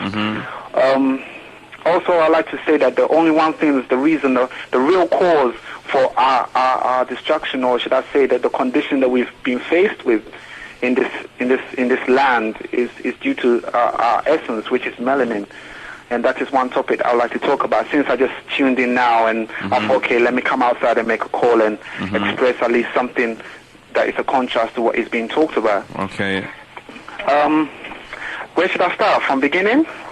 Well, yeah, break it down. But you know what I want you to do? When you're doing it, do it like, imagine now that Commissioner's 13 years old. See. All right? And then break it down like that. Okay. All right. Well, we start with the meaning of melanin. Yes. Okay. The melanin itself means blackness, the color of your skin, because the melanin chemical property is black. Now, it has many physical properties, one of them being that it has a very pleasant smell, which is important in sexual attraction. It is also found in perfumes, that is in nitrogen, and you have to get to know your science. Black people have to learn to get to know their science. The second thing about melanin is thermal resistance. Okay. Meaning is resistance to heat. Yes. Melanin can be exposed to 1,225 Fahrenheit and retain 50% of its original properties. That is how hot that melanin. That's why the difference. That's why white people say, "Oh, there's no difference between black and white." Now these are the facts here. This is the essence of us. That when you're exposed to the sun, the reduction of skin cancer is great because of your melanin. Okay. The toughness of melanin. Melanin structure has many rings. It's flexible, but it bends. It bends like rubber and plastic, but yet it's solid. It's also tough and hard to penetrate with a medical syringe. Okay. Very, very hard and tough. And it also gives us our cocky nature, the toughness about us, the way we walk, the way we express ourselves. That is what melanin does. It allows us to express ourselves. It's very absorbent to the sun, to music. There's melanin in water, in the bodies of water. Okay. Soil, plants. It's in the food that we eat. It's in the ears. It's in our eyes. It's everywhere. It's in our testicles, in the woman's ovary. It's everywhere in our body. It plays the function of allowing ourselves to be conscious of our inner mind. Yes. Now, if we are not aware of how conscious we are, you just have to get to see yourself in a mirror. Just look at yourself in a mirror. That is the melanin itself. Now, a lot of black people doesn't seem to realize how important their own essence are. They have to realize that the melanin itself is the sole cause of our destruction. Okay. Maternal. I also like to, let me break off from the melanin and talk about the maternal malnutrition of black women. And just before you do, Eddie, and I think you might be answering it anyway, but I was going to ask you now, in terms of the melanin and the way how it's produced in our body, okay, is there any specific dietary needs that are needed to help melanin be created or to help it keep being secreted throughout the body? Well, melanin itself, because it's found in natural sun-produced foods. Because, like if you're in Africa or Jamaica, because the sun itself contains melanin chemicals in order to produce melanin. It is found in the plants. Okay. Now, the dietary that in Jamaica and in Africa would sustain your melanin for a great deal of time. So then we're affected here because... All right. Exactly, because we're not getting enough of nutritious food because there's bare chemicals. Yes. Now, what chemicals does is that it breaks down the compound. It goes into the structure because melanin is a molecule. And what it does is that it has its own structure, like protein has its own structure. Yes. What it does, like chemicals like methadone and all these painkillers that you get, even sleeping tablets, they're a form of methadone. And it breaks down the actual production of melanin. Okay. It distorts it and it kills the actual the production, a great production, because it produces it like your brain cells. It produces it at a great rate. Now, if you keep putting chemicals in your hair, cocaine even, relaxing your hair, all you black women that relax your hair, what you're doing is that you're breaking the compound of melanin. And the more you do this, the more you put chemicals in your hair, chemicals in your skin, chemicals in your body. That's why exercise is the most important thing. As well as good eating, meditation, and fasting. All these things help cleanse the spirit, the soul. Okay. And I hear a lot of people saying, buy the ISIS papers. But the ISIS papers only talks briefly about melanin. If you truly want to get to know about melanin, you have to start reading the actual core of melanin. And the only book that I've read so far that does this is The African Origin of Biological Psychiatry. Okay. And melanin, the chemical key to blackness, to black greatness. Now, these are the two books that need to be these read, are the two books that deal more in depth with it. With melanin and its actual essence. Can you get them from any regular bookshop? You can get them from any books. Atlantic Road. There's the Archives on Brixton. There's a cultural shop there. There's one in Dalston. There's one on Woolworth Road. I mean, it's a matter of getting up and looking hard. You know what I mean? Any black bookshop would have these kind of information there at your availability. It's there for you to pick up. Okay, Eddie. Yeah. Listen to this now. What I want you to do is phone Daddy Coolie on his number. Yeah. And because we want you to come in and do a 2-hour talk show on melanin. Okay. I did speak to Daddy Coolie some time back, but obviously he was busy. So yeah. You know. Well, you know what it's like for us, but we're ready for you now. Yeah. So he's just told me, can you phone back on his number so we can arrange that? Okay. The last week number. I'll tell you what. I'll give you my number. Because I'm outside in the phone box and mine doesn't take outgoing calls. I can't make outgoing calls. That's why I'm in the phone box. Okay, go ahead. It's 0171 703 9665. Okay. Give me 10 minutes to get home. Yep. And then Daddy Coolie will give you a call. Yeah? All right? All right then, Virgin. Big up, Eddie. All right, peace. Okay, London town. You see, we've got some well-educated big nuts come tell us about melanin in our body thing. Yes, this is what we like to hear. Keep it rolling. Good afternoon, you're on tune to Genesis. Hello, it's just from Blackheath again. Hang on a minute. I'm from Blackheath again. I'm from Dominica, rang about the hurricane and everything. The guy was speaking before about melanin. Sorry? The guy before about the melanin. The man? The man, yeah. Yes, or the brother. Yeah, he has very good points in there. And also, there's another book you can find as well. It's called Melanin, A Key to Freedom. Melanin, A Key to Freedom. Yeah, by Richard King, MD. And I got this from the Deptford High Street. It's a Rasta guy selling his books. Deptford High Street? Yes, Deptford High Street I bought this from. Okay. I was very pleased to see it as well. Also, the bookshop called Nubian Arts in Catford. And there's also Sheba and Timbuktu who are in Brixton. Okay. Okay, thank you. Okay, Melanin, Key to Freedom. Yeah.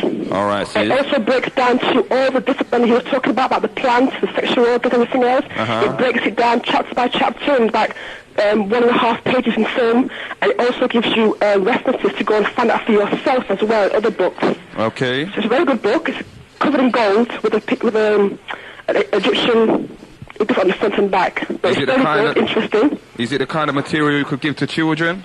Well, my daughter's 9 is reading it at the moment, so yeah, I mean, obviously the words are hard, and I've got to find dictionary to break it down for her to understand. But there's some words in there she doesn't understand, and I have to break it down for her myself by a dictionary or whatever, but it's good for her because that way she also finds out a dictionary use.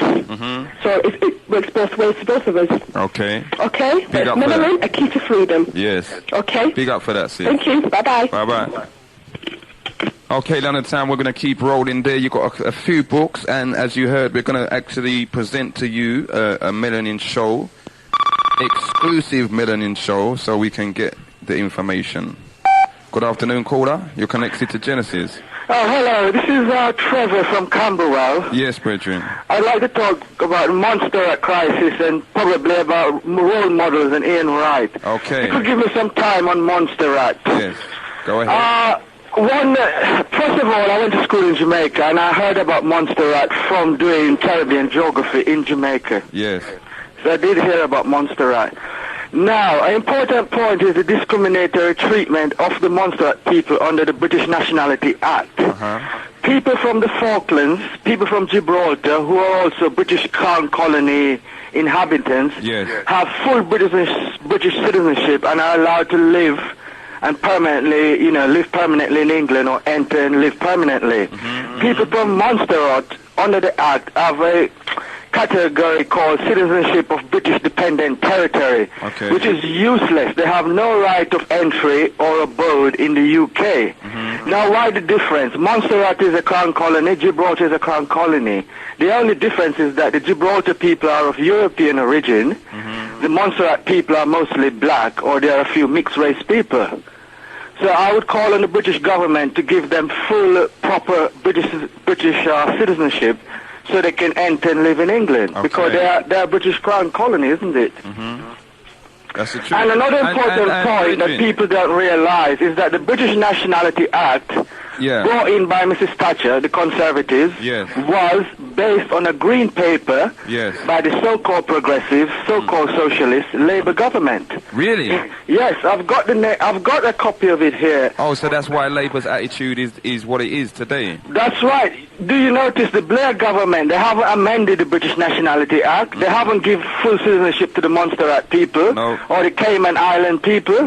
There are also other British dependent territories that you must have heard of. Cayman Islands, if you're from Jamaica. It's not far from Jamaica. It's a British dependent territory. There's part of an island called St. Martin, which is a British dependent territory.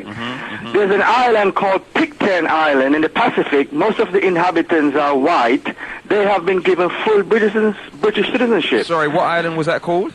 Pitcairn Island. Pitcairn Island. I think most of them are white. They're the descendants of seafarers and things like that. Now, they like the Falkland Islanders, like the Gibraltarians, all British Crown colonies, full citizenship. Montserrat, British Crown colony, second-class citizenship. Now, the reason that was given in Parliament was that Gibraltar had long historic connection with the UK. What about Montserrat? They've been a colony for 300 or more years. It's because they are black. Isn't it, you know? Of course, obviously. And as I said, just give me a chance. The name of the green paper was British Nationality Law, Discussion of Possible Changes, which was introduced by Labour Government Home Secretary in April 1977. So all these Caribbean people, black people, they're all saying Labour, just vote for Labour government and everything will be paradise. Labour's brought in a lot of racist legislation. Now, tell me something. The Conservative only following the Labour Party green paper. But you just shocked me. Tell me something. Are you telling me that this green paper... I've got it here. You're telling me, right, that this green paper that the current government are using was actually put together in 1977? No, that green paper was put together by Labour government, and Mrs. Thatcher virtually copied it and introduced it into Parliament as the 1983 British Nationality Act. Now, when people elected Labour, a lot of black people were for Labour. They said Labour would amend this act because Labour is progressive, socialist, blah, blah, blah. But when Labour got in now, Tony Blair, have you seen him made any attempt, even with the Montserrat crisis, to amend the act? He hasn't. Because it was based on his own Labour government. So there's no difference between old Labour and new Labour. But a lot of black people have this idea that all you have to do is vote the Labour government in and it's paradise. Well, but look at a lot of the Immigration Act in the past. The 1963 Immigration Act was a Labour government. A lot of the immigration strictness and the nationality laws were Labour government laws. Okay. Good afternoon. My name is Coolie. Also, I'd like to agree with what you're saying. A lot of people think that it's paradise. I remember, like we said last week, we told people, it was time for a change, to vote in the Labour Party, to get the Conservative Party out. Right? But in that time now, it's for us now to organise ourselves. We've got 4 years to the next election to be made aware and get something on the ball for ourselves so that these people cannot be coming in and railroading us the way they are. I think pressure has been... Conservatives or the Labour Party, neither one of them are any good for us. I think pressure has been brought now, like Bernie Grant, he just visited Montserrat, and a lot of the black MPs within Labour are putting pressure to get this British Nationality Act amended, because the Montserrat Island, I mean, they virtually have to evacuate all the population, so they should give them full respect and dignity. Yeah, they used to go there and enjoy themselves, isn't it? That's the truth. As a paradise island. Can I ask you another question? Sorry. Can I ask you another question? Yeah. As you mentioned Bernie Grant, do you know if any of our other black MPs, especially like the newly elected ones, have said anything or are doing anything to help the people of Montserrat? Only two, Bernie Grant and Dan Abbott, have said quite a lot. Okay. No one Bernie Grant, I think he's from that region, and Dan Abbott is from Jamaica. Okay. Those two. Can I just mention Ian Wright and role models quickly? Go ahead. I mean, I respect what you were saying, that Ian Wright is a great footballer, maybe the kids role model him. But isn't there another point that there was this guy in University of the West Indies in Jamaica used to say that when he was growing up, the role models were kind of intellectual people who wrote books and things like that. Yes. Now the role models, for example, here a lot of the kids in Jamaica are like the Raga stars. Nothing wrong with that, but the emphasis has gone too much the other way. The role models are all entertainment people, and not people like Marcus Garvey, Martin Luther King, Malik El-Shabazz, Malcolm X, Elijah Muhammad. These people are totally neglected now in terms of their writings and things like that. Bridget, why do you think that's come about then? Because it's the truth what you're saying, but why do you think... I think because, I mean, it's not only here in England, it's the same thing in Jamaica. I visited 4 years ago. The society has become so, what could I say, materialistic and consumerist. You know, so the emphasis is all on the guys who make big bucks singing, doing this, doing that. Not on, as this, I don't know if you've heard of him, he died now, Professor Carlstone. He was a professor in Jamaica. He was saying that a lot of his heroes were people who, okay, they wrote books and things like that, but they weren't rich. You know, they didn't have material goods, but there were people, you know, like Malcolm X, he wasn't rich. All these people were not rich, but they put forward ideas where people could read and think. They use their brain and use the emphasis is gone. Which is to the other side. We must have entertainment as well, but not exclusively. And you get this stereotype that all black people interested in is dancing and singing, isn't it? It's gone two-way to that side. So not only here in England, but in Jamaica as well. Okay, can you see any way of redressing that balance, especially amongst our young? What would be the right steps? Well, I think it has to start in the schools, isn't it? Because, I mean, like saying history classes, for example, history is a good subject to take.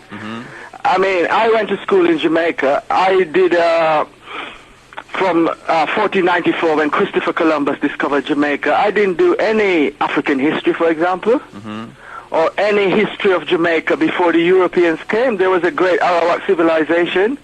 What I'm saying is you have to start from in the schools. Okay, so... Now, that's you one personally, point, right? Because you didn't. That means now that what was it? Later life that you had to actually go and research for yourself. No, not in later life. For example, because people I met when I was in sixth form in Jamaica, you know, Wilmer School, yeah. Yes. They had classes and lectures at the University of the West Indies on African history. That was in the 60s and things like that. And we used to go up there, but I didn't get it within the formal system. Okay. I got it within the informal system. This is what I mean. And even when I came to England, I went to the library and read a lot. Yes, Bertrand. This is what I'm saying some of our kids should do as well. Children. So, I mean, thanks for listening to me anyway. All right. Safe and thanks for the call. Thanks very much. Bye. You keep it locked. Bye. Did you hear that, London Town? You know, we've got some very, very intellectuals amongst us. And is it that we're looking too much as, you know, the superstars as role models for the children? Okay, I got a call on my personal line about 5 minutes ago, and it was from a brother called Jeff, right? And he said the internet was proclaiming Lady Diana dead an hour and a half before any news came across to England. People were emailing from America to find out information in what country, in what hospital was Lady Diana, and that she was dead. And over here was saying, no, she's not dead. And then an hour and a half later, it was, let me give you the joke about that as well, all right? The first report that came out was that she just broke her arm in a car crash. So all of the morning newspapers actually reported that she was in hospital and that the man was dead. A lot of them had to call back press between the hours of 4 and 6. Well, the papers came out around 5. They went back to press to bring out a second edition for 6 o'clock saying that she is dead. You know, so like many callers have said, obviously something is incorrect. Also, this brother, Jeff, he's offering Genesis the services of the email. Okay, because he's saying right now there's a whole world out there on the email. There's a thing called the black room or the blackboard, where they have information from all aspects, all countries of deal with black history and black information, and these are the sort of things that we need, and to get into us information.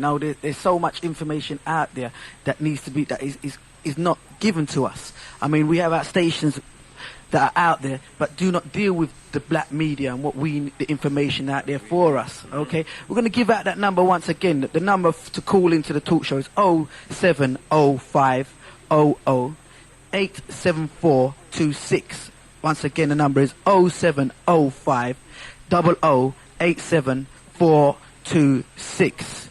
We received some mail this week from different people. We received some mail from people thanking us for the bank for being on 24 hours over the bank holiday, and they've written personally to the DJs that performed that day to thank them for keeping their day happy for the bank holiday. So we'd like to say thank you to the writers of those letters. Okay. Also, we've got a letter here from Cancer Black Care. Cancer Black Care, right, and they're situated at 18 Ashwin Street, London, E8 3DL. Telephone number 0171 249 1097. And again, on cancer and things of this, we need to be aware that cancer does afflict black people. Okay, it does affect us, and now there is a Cancer Black Care that's been registered, a registered charity that's been set up from 1995.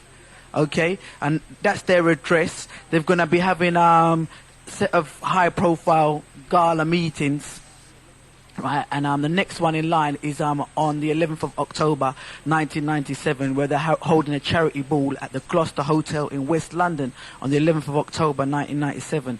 So if you want further information, if you'd like to contact 0171 249 1097, okay, and that's, again, it's the Cancer Black Care, and they're situated at 18 Ashwin Street, London, E10 3DL. Telephone number 0171 249 1097.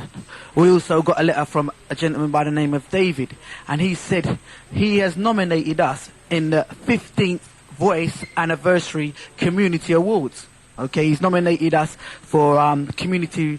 I would like to nominate Genesis Radio 91.6 FM, the God Squad, the 11 till 2 p.m. Sunday, for community relations, media, and TV and radio. Well, media and radio, okay. And he says, I feel they deserve to be honoured because, and it says attached information. Why? And it goes, they provide an informative radio show which promotes harmonized vibes throughout the capital's black community. All right, and he nominated us on the 11th of August 1997. All right, so I suppose this is in your local voice paper.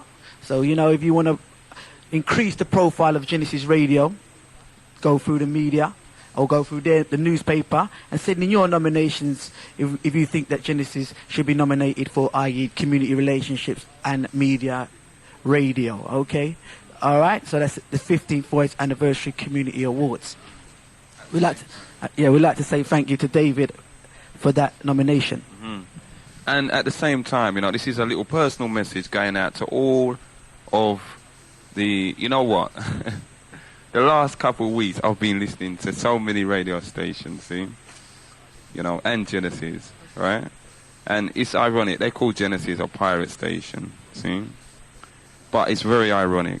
You've got some legal stations out there that they've turned pirate because everything we're doing, they're doing. In some way, shape or form, they're trying to do.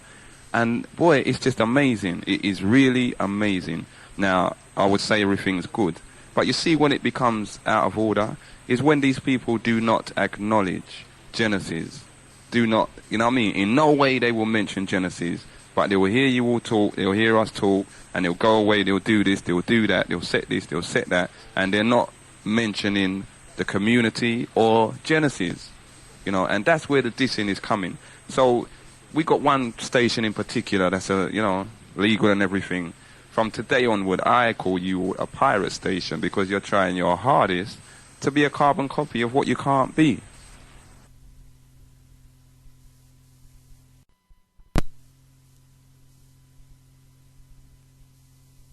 Me, calling me all sorts of names, and I'm just not reacting to him. But Right, another man would have reacted, and the next thing you'd have seen, all 6 or 7 of them would have jumped on him and ran the knee in the back of their chest. Okay, so we must be more self-disciplined, like you were. They must be more self-disciplined. And then nothing would have happened. They must be more self-disciplined because that's the position they're in, not us. Yeah, they're supposed to show the control and discipline, not us.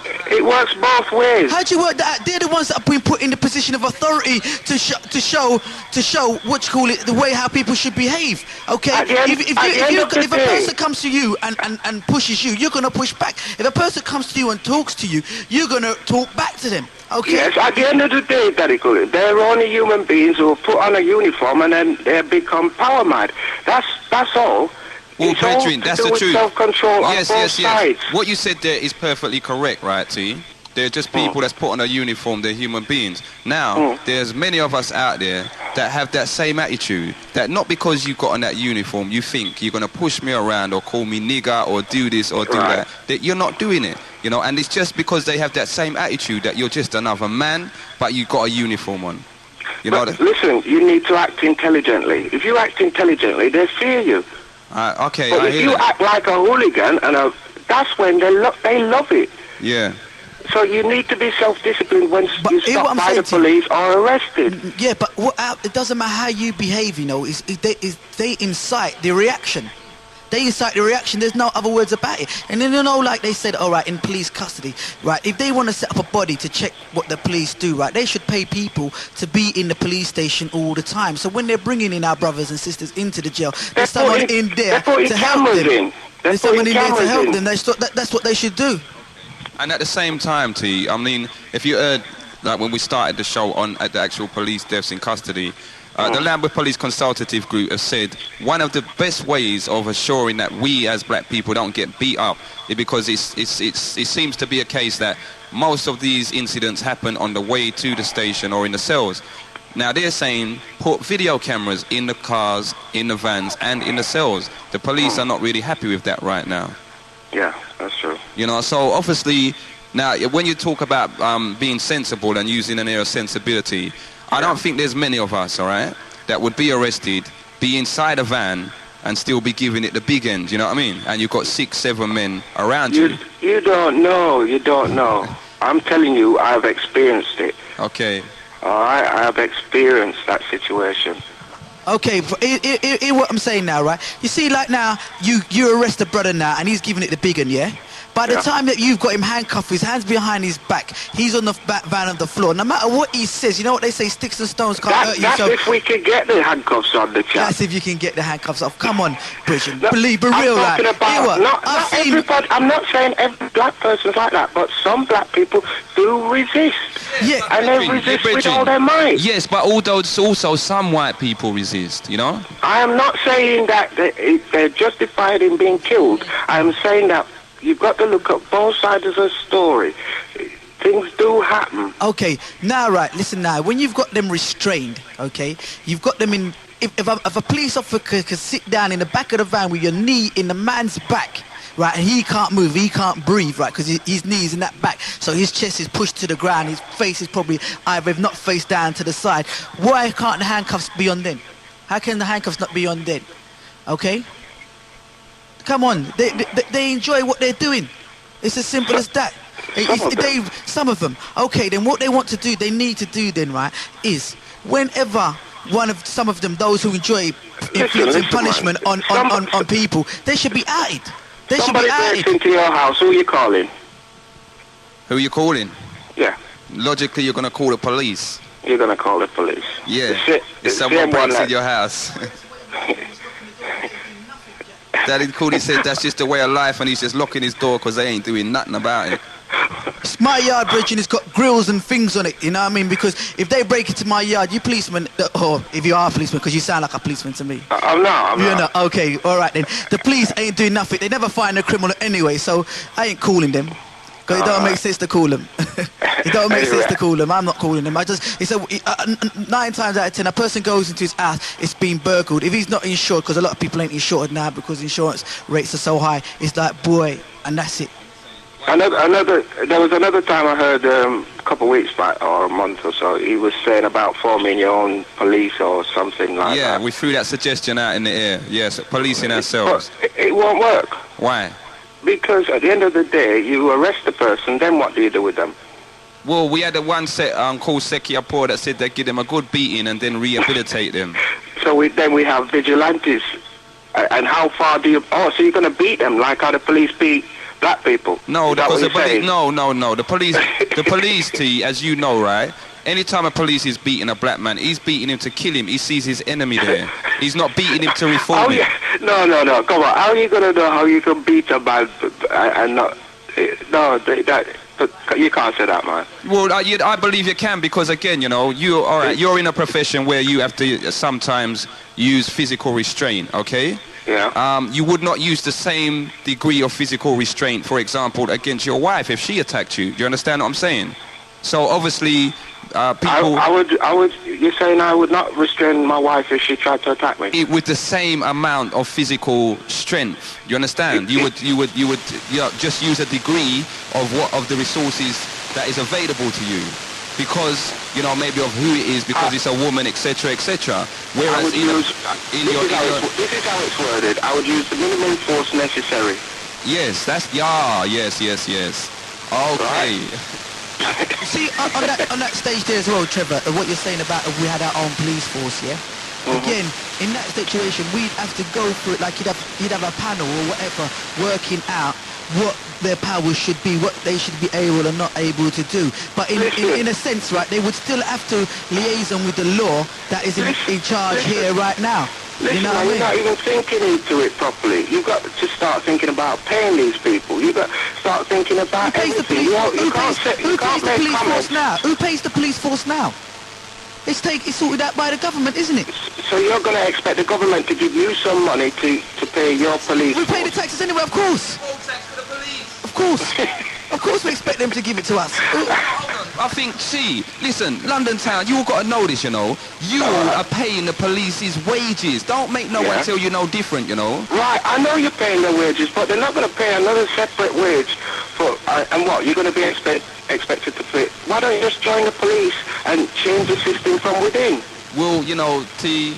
Okay, I hear that, and there's a lot of young people that may very well... If a mass amount of black people joined the police force and said, right, we're changing it from within, you guys aren't going to be doing this, and you're not going to be doing that, wouldn't it be a better police force? Do you honestly believe that, brethren? I think so. Again, right, you see what would happen there as well?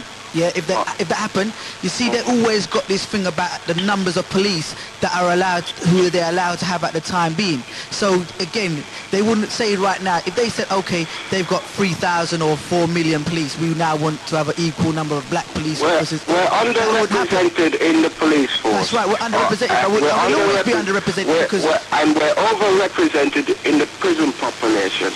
Now, doesn't that say something? Yes, it says that the government got together a strategy for all young black men and women that wanted to join the police, and they said, let's criminalize them before they even get the application form.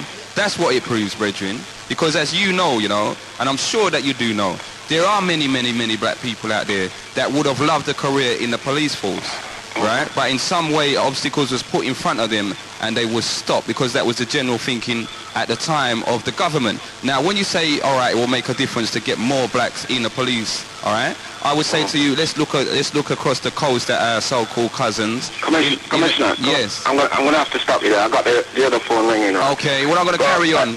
All right? Listen, we're going to link up and we'll talk because... all right, Bridget. I'm the information, man, all right? Yeah, man. Big up for the call. Yeah, all right, nice one. A bit low. I hope London Town's not upset by the remarks I've made. I doubt it. It was meant in good favour and so forth, all right? All right, Bridget. Catch you later. Take Bye. care. Bye.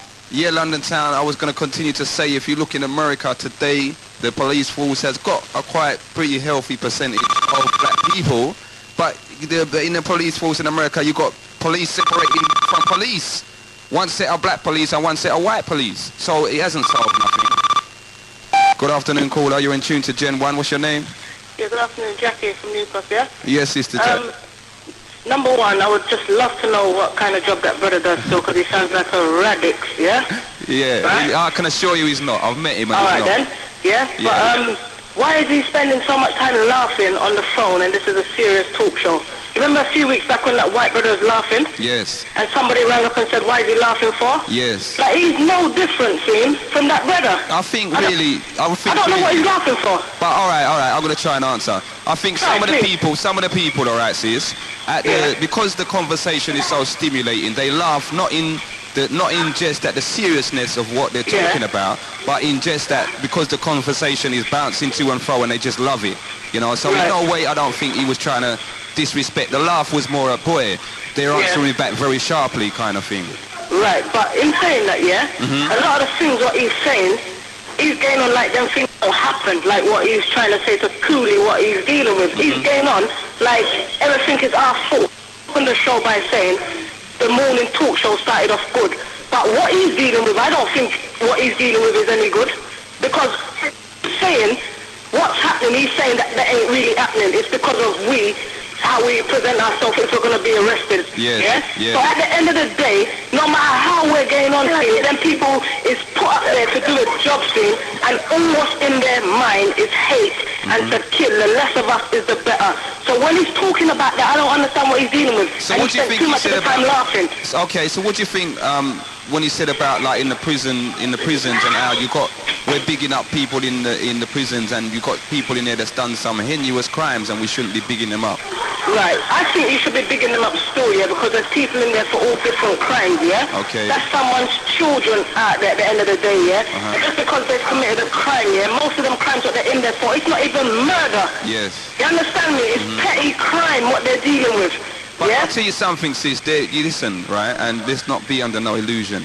You got some black men in jail right now for sodomy, for multiple rape, for pedophilia, for some really, really, really degrading acts. That is very true, which I'm not going to deny that, but at the same time, you put the scales together and weigh up the people who's doing petty crime against the man that is black, who's under them big crimes. It's not very much. No.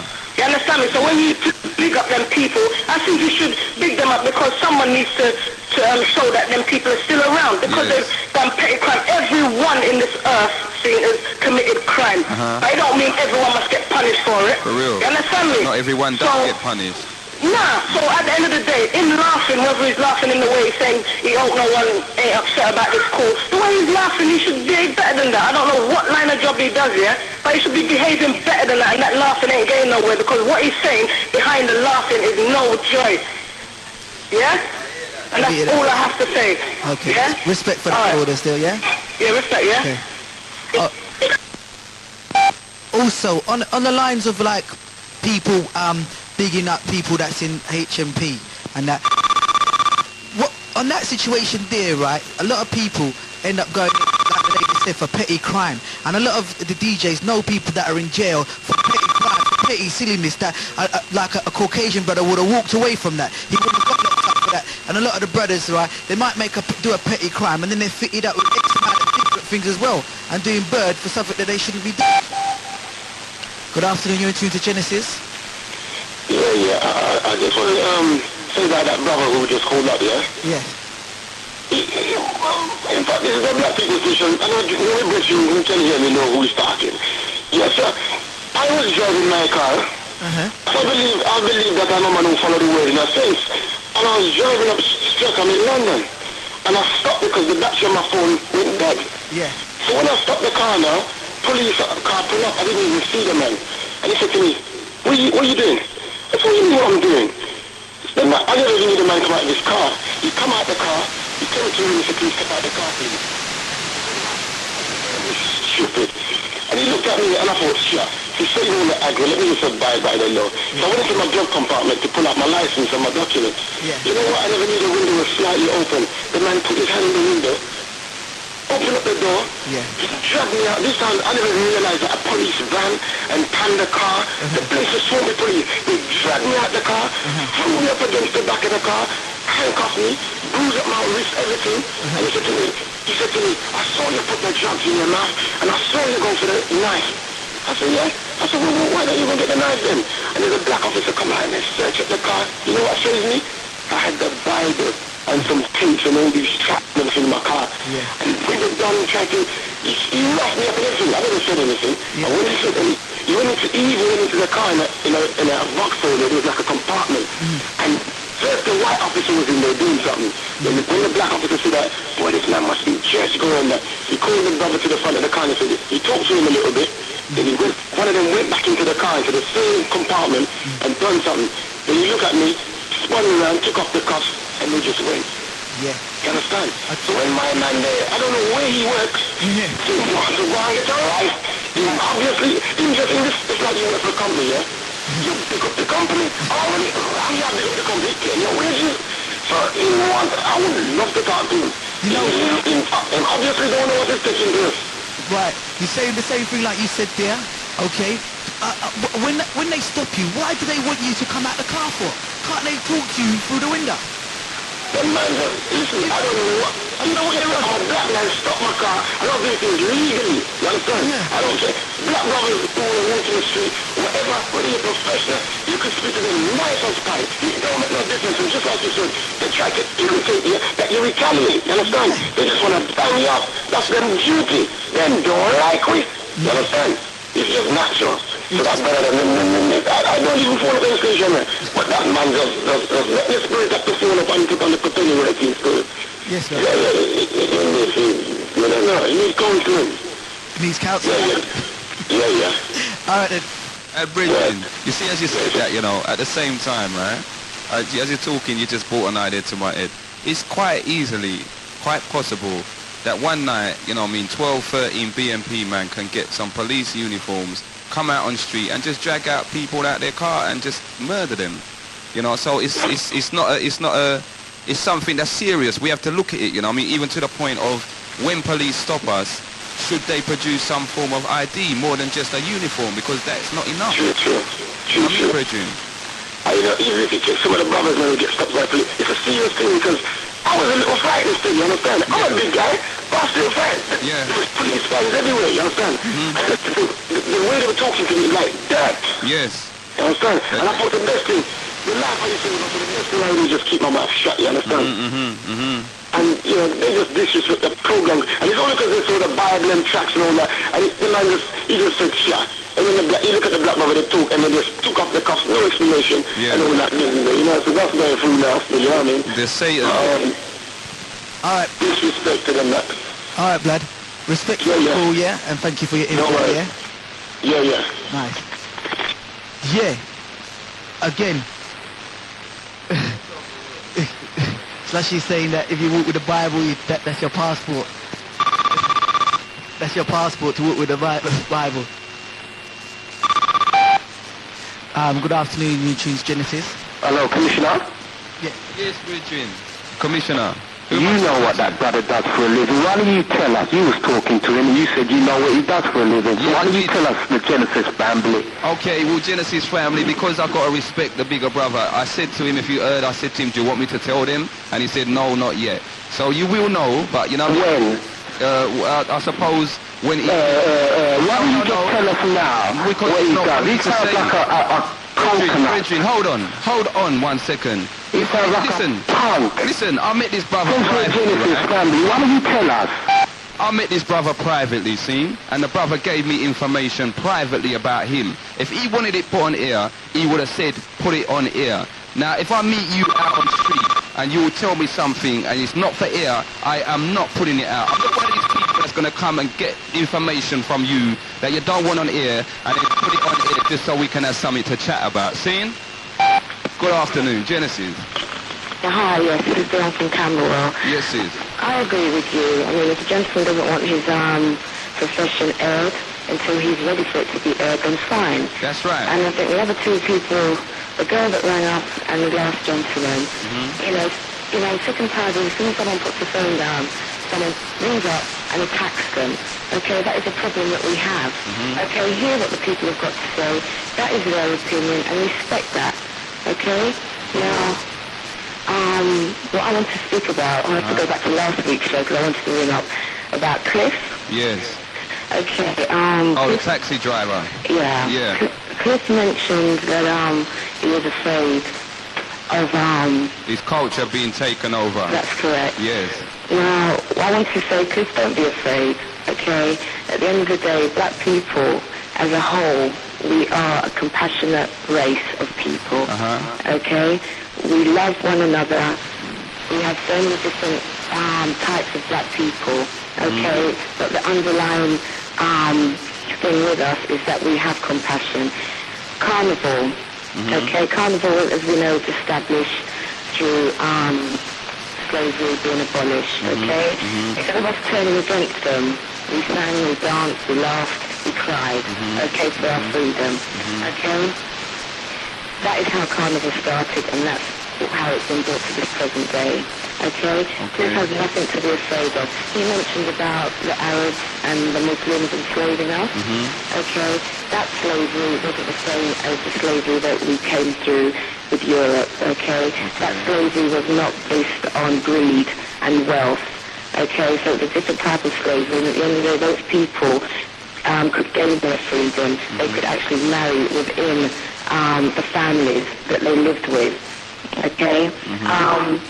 The only thing that I want to say again was about carnival. There was a program on the television, and there was one of those comedians who was doing the presentation, and I was shocked at that he didn't screen anything where black people were in a mass in the carnival. Everything that I saw was just pure white people. Right? Even there was an African group on stage. The crowd, pure white people. The food. Other nations cooking. Do you understand? And I said to myself, where are the black people in carnival? And you know what? I remember saying a couple of weeks to someone that I'll bet my bottom dollar there's going to be more white people at carnival than black. And they said to me, no, that's madness. There would never be. But you was there and you see, you know, they showed it on telly as well. Yeah, they showed. I didn't actually go myself because I can't take the little youth boys pushing through the crowd and going on with their rubbish. Because I've got a very short temper, and 2 occasions at the carnival I experienced problems there. But the fact that they were showing it on the TV, all about carnival, and there was white people. Pure white people. And I was just totally shocked. I mean, I know we're always going on about white people and the problems that we've got with white people. The way I look at it, it's not my next door neighbour. Okay, it's not the people that I associate with on a daily basis. It's the hierarchy. It's the government. Do you understand? This is what we have to be putting our points to. Okay, because our neighbours, the people, you know, we go shopping with on a weekly basis, they are green, they are ignorant, they do not know. You understand what I'm saying? You honestly believe that they don't know? They are not educated in that respect. Oh, okay, prime example. The knowledge that we have gained through Genesis radio station, through ourselves reading about ourselves, okay, before we came to this point, right, we were ignorant too. If they didn't, in the 70s, if they did not show Roots on the television, we would still be ignorant because our parents didn't sit down and tell us half the problems that they went through. Okay? Now, at the end of the day, a lot of these white people, they do not know, just like Cliff last week, right? Half the things he was saying, he's just saying off the top of his head how he personally feels. Now, at the end of the day, had he looked into the black race, had he really, you know, stopped and said, let me put myself in their shoes, right? Maybe he wouldn't have said what he said, you know? But He's just looking at it from his own point of view. Right, off the top of his head, he hasn't got anything to do with the problems that we have, okay? Not him personally, but his government, okay, his forefathers. If you remember, the point that I put to him when he said that was, even though he may not feel he has nothing personally to do with it, he's still reaping the rewards and the benefits of it. Of course. In as much as if they allow this situation to go on, if they know that it's wrong, what we're going through, and they just live their life and ignore it, then obviously some responsibility must be placed on their shoulders as well. But in respect, okay, we are reaping the benefits from our forefathers as well for what they had been through. I don't know, you know. No, listen. If they didn't struggle the way they struggled, if they didn't fight the fights that they fought, okay, we would be where they were. Okay? Yeah, but the point is this, if we go back before that, remember, by right, you know, us now, right? Most of us is descendants of king, priest, prophet, all right? Yeah. Most of us has got royal blood in us somewhere in our ancestral history. We was the richest people on the earth. When you talk about minerals, gold and whatever else, you know, if we was really benefiting from our foreparents, I would say we benefited in terms that we've survived. But we still haven't, you know, got back to where we were. Okay, tell me something. Do you believe Revelations? Yes. Okay. Now, in Revelations, in the Lost Books of Eden, okay, you'll find the answers. Okay. All right? Yes. I say to the black people out there, look into your history via the Bible. I know a lot of people turn around and say, oh, the Bible's rewritten, right. Daddy Coolie and so on and so making a forth. sick face in here, as you said. Yeah, well, Daddy Coolie can make his sick face because at the end of the day, right, regardless if the Bible has been rewritten, they could not change everything. You understand? Right? And at the end of the day, I personally believe there's nothing bad that has been written in that Bible. Do you understand? It's just for you to be able to interpretate it from a black point of view. Okay, I know that we've been, it's been instilled enough to think that Jesus is a white man and so on and so forth. Forget that, okay? Look in the Lost Books of Eden, okay? I will tell you to start off by reading about the 12 tribes of Israel from Reuben straight through. Now, the first Reuben wrote and told his children of his life stories, right? The problems that he faced, the sins that he committed, and he told his children not to do the same as he did. Now, reading that, it's like reading the present day, okay? Right? Our history has been written for us through the Bible, okay?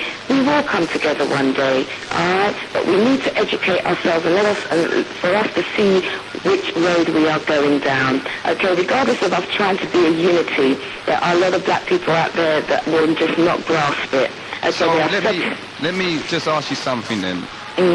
Do you think then, by what you're saying, right? Yeah. Would it be advisable to say to people then who are not really into the Bible, you know, not to read it not as a religious or nothing like that book, but purely and simply as a historic book? Well, the thing is, I don't go to church, okay, right? We need to look into the Bible as a guide to our lives, okay, as a reference for our lives. We don't have to, you see, people that go to church these days, they don't ask no questions. They just sit and they look and they say, hallelujah, praise the Lord, because they're agreeing with everything that Pastor Man is saying, okay? And that is how our parents were brought up, and that's how people who went to church as children were brought up. This generation of today, we are asking questions. We're looking into the Bible and we are relating what relates to us from within the Bible. And it is very important, every household from this generation on, sit down, take 1 hour out of the day and read, ask questions, refer to friends, okay? The Jehovah's Witnesses that come knocking on your door on a Sunday, right? Question them about the Bible and tell us to show you X, Y, Z in the Bible, because I've started studying from the Bible on a Friday with my partner and a group of another friend, okay? My eyes have been opened. And I'm not a churchgoer. You understand? I believe Revelations tell you, right, the Rasta man who does not grow his hair, okay, it tells you in the Bible, Numbers 5, okay, to grow your locks, okay, Leviticus, right, it tells you, do not shave your beard, do not shape it in any way, and do not round your hair. Can I ask you something though on that? Yes. And I don't want to get into a theological discussion too tough, but particularly on that Levitical law now, alright? Wasn't that for a particular period of time? Didn't, again, the prophecy somewhere further down show you that it had changed, or does it still remain the same? Well, the thing is, where it says do not cut your locks, okay, I believe that each religion takes something from the Bible and lives by it, okay? Because the Rasta man lives by numbers, okay? You've got another section in the Bible where it states that women should cover their hair. They should not show any provocative part of their body. And you have the Muslims who live like that. You've got another section where they say the women must shave their hair because it's unlawful for them to go out like that. And you have the Hare Krishnas that shave their hair, okay? The part for black people that's in the Bible, okay? And, you know, I'm sick and tired of people saying, oh, you know, it's been rewritten. They haven't read the whole thing to know what has been written in it. Because they're going to take up this concept that it's been rewritten. Read it, try and understand it, try to comprehend it, and have it in your life, in your daily thoughts. Because you could be walking down the street and something bad happened to you, right? And you know, you haven't been able to confess your sins.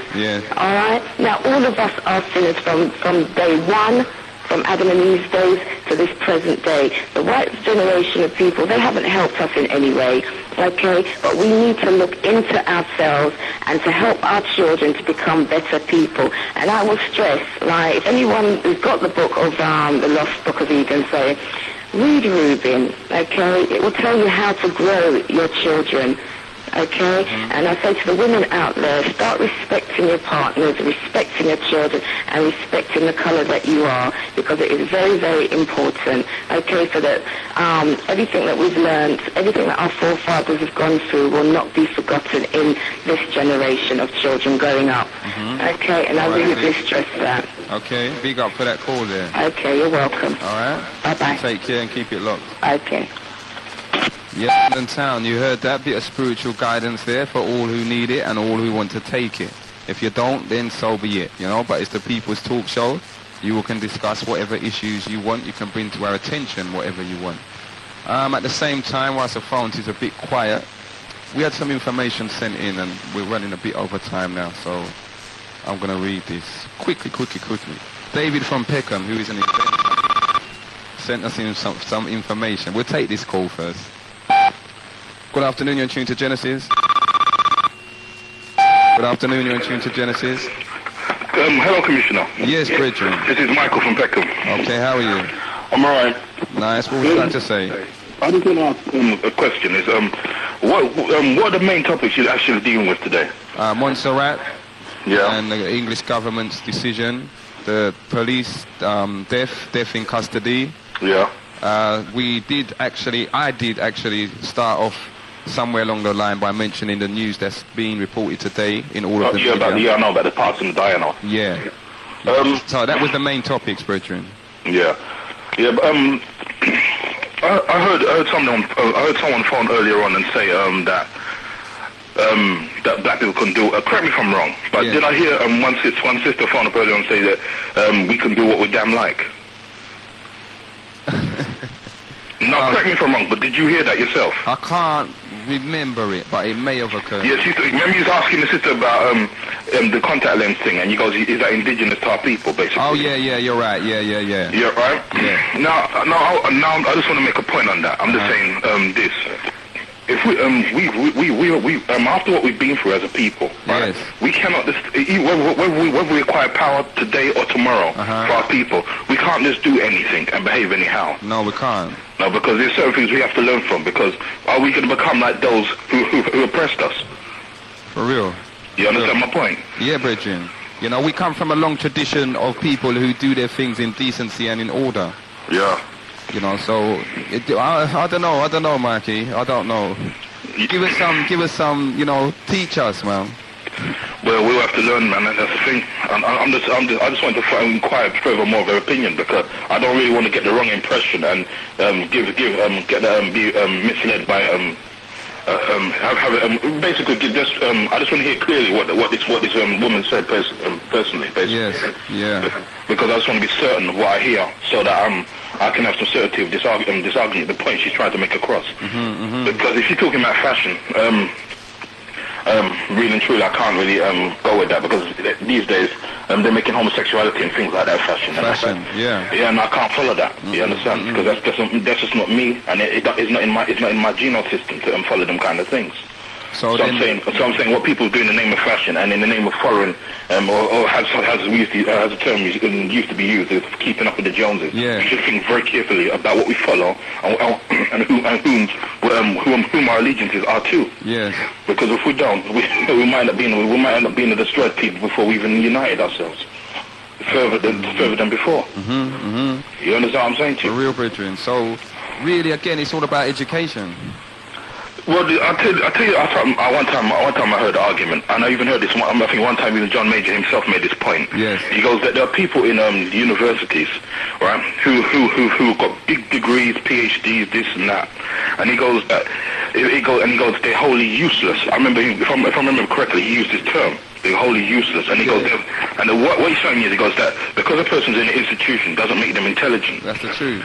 Right. So there's a difference between the learned and the educated. Yes.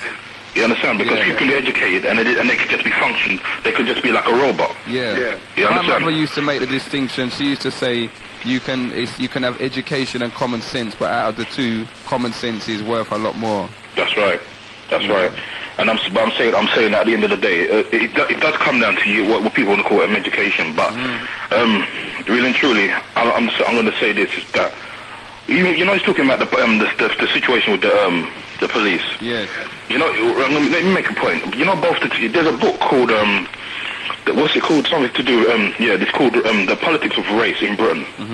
And in this book, it'll tell you, right, that it's either like Labour and Conservative parties. Them parties are from Morning. They were racist. A lot of them parties had a lot of racist origins from Morning. Right. You understand? So it's not a new thing to say that the Labour Party don't like black people. They didn't like them from Morning. All they wanted was our votes so they could get in power. For real, and they seem to be proving it now. Yeah, that's what I'm saying. And then, but when it comes to the race issues, these politicians, you always realize, even at the election time back in May, they moved away from the race issue. They didn't want to go too deep into it because they didn't want to expose where their position was on that. You understand? And if you realize much, the system of the police's behaviour towards the black community hasn't really changed since they come into power. Well, as I said, in fact, some things have gotten worse. Well, brethren, some things have gotten even worse than before. At the beginning of the show, I said I went to a meeting last night, right? Community organisations, AGM, and it was mainly big people, what I call like 45, 50-year-olds, and the reports were that the police situation has gotten worse. You know, and some of them was talking about from since 1941. You know, and they're saying that the situation has gotten worse. You know, harassment out on the streets is just tripled. Death in police custody. Yeah, but the question I'm asking is this, right? Me personally, the Labour Party, right, don't really have really and truly, they don't have black people's interest at heart at all. No. And a lot of black people got to do is just diss them completely because they don't. What do we do though? You know, where is our political representation? Let me tell you something. I'm going to tell you something. This so-called democratic system is one big fraud business. Yeah. Because they're saying that they're teaching people about democracy, and you find out just as much injustices are happening, right, in a democratic system that is happening in a fascist system. Because if you check it, the links between fascism and democracy, you have to look for yourself. Yeah.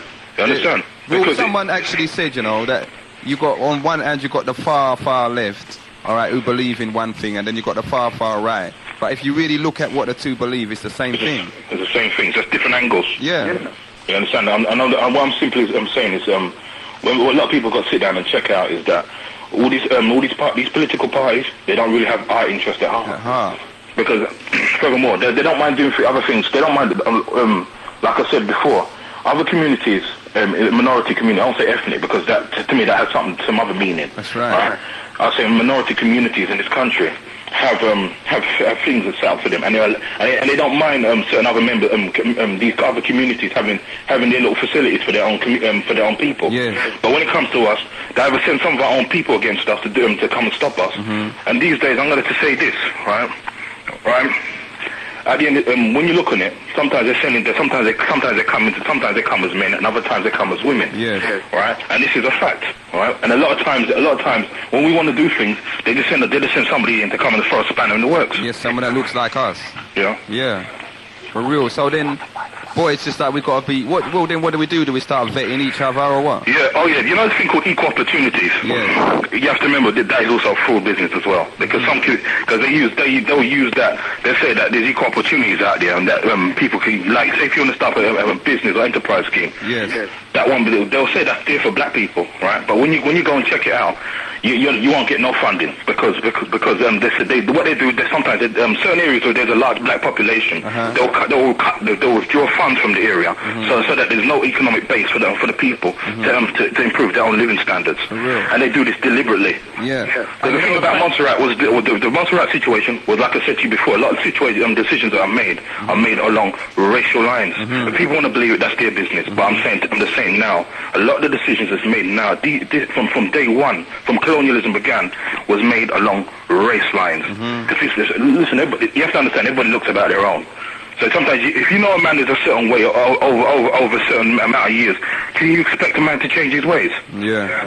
You understand? If you know a leopard has a spot, and if a leopard gets the opportunity to jump on you and kill you because it needs to do that. To survive. Right, to survive. Do you expect any more from it or any less? No. Then that's what we got to do. We just got to acknowledge things for what they are, instead of trying to be illusioned about everything around us. Because there's those who sometimes know what's going on and still want to remain asleep. So give me some solutions. Some solutions. Yeah. I think the solutions first must start with each one of us and ourselves. That is the first basic one. We must have more lightly emphasized that. About the thing about self-knowledge. We must understand ourselves better, as individuals as well as a community. Because if we don't, a lot of people are going to use sometimes even your basic needs, your primeval instincts will be used against you. So, Bridging, how does one start off then? How do you start like exploring yourself or checking yourself? How do you start it off? How do you start off? Yeah, if I want by reasoning with yourself and questioning what your perception of reality. Okay. And just thinking about my whole situation, etc. Brethren, you have to question what we call reality. Yes. You understand? Because if we do not, right, then I heard a saying. It says failure to plan. If you're planning to go, failure to plan is planning to fail. Yes. Brethren, we got to plan for ourselves and look after our own, look about our own agenda. For real. You understand? Because sometimes you can't blame other people if they make. One really concern is the economic situation and the cultural situation of black people. Because black people need a cultural revolution. Yes. We need a cultural revolution, right? As well as an economic one. The economic one and the cultural one must become one. You understand? There must be no separation between the cultural revolution and the economics. Our culture and our economics must come together. Yeah. You understand? Because that's what part of the problem is. And also, and a lot of us become disillusioned because sometimes we want things to be the way it is not. And you have to understand that when you look into things, sometimes you have to look deeper than the surface, which has been emphasized before by many other callers, right? Yeah. But I'm saying to you, at the end of the day, people got to check their perception of reality. I heard a Quranic quote one time, and it goes, "Do you know what reality is?" You understand? It's a Quranic quote, and that's what I said. People should, brethren, I encourage people to read the Quran as well as the Bible. Yes. Because there's some deep knowledge in that. Okay. And it will help you to reflect on yourself and be into bettering yourself and making yourself a better man in the world. Right? But I'm saying this. That's a quote. It goes, "Do people know what reality really is?" Because reality can be a created thing. That's right. You understand? People can make a reality and build a reality around their own ideas. But that's a lot of it comes ideology. Yes. You understand? A lot of people carry it out through practice. Yeah. You understand? A lot of things of our people, because a lot of destructive behaviors have come into our people, and it's, like when you throw a pebble in the water in a lake, the ripples go down over the years and over the centuries. That's what's happened to us. Is that a lot of our habits and ways have become self-perpetuating. You understand? And it's for us as individuals as well as a community to look in ourselves and reflect and try to do our best to better ourselves in this day and time, so that other generations to come may have a better base to stand on. You understand what I'm saying to you? Because at the end of the day, when you look on it, like you said, we have to take care of our own. We have to look after our own community. For real, bro. We have to look after our own community. We can't rely on other people to do it. It's just common sense. Because when we do that, when we rely on other people to do it, and if things start going wrong, we start complaining. We're at their mercy. Yeah, we're at the mercy. You understand? I could even give you another example. Of history. This is why, in this day and time, a lot of us should become students of history and study history. If we want to know how to alleviate situations. There's a saying, it goes, those who are doomed, it goes, those who do not learn the lessons of the past are doomed to repeat the same, doomed to repeat them. Right? So first and foremost, we must learn from our experiences and analyze them, and then find our ways of making them, preventing them from happening again. You understand? But this must be a lot of things that's going to be actually done. It's going to have to be done by the men solely. I'm not saying the women have an important part to play, but I'm saying still a lot of things have got to be done by the men, because a man has to be a man. He cannot be nothing else. You understand? Taking more responsibility. We have to take more responsibility for our community, because things would be different if we did. And plus, not just on the spiritual, not on the physical tech, but on the spiritual level as well. Yeah, because the people will be at more peace, at a bit more ease, knowing that the man them is looking out for everyone. For real, brethren.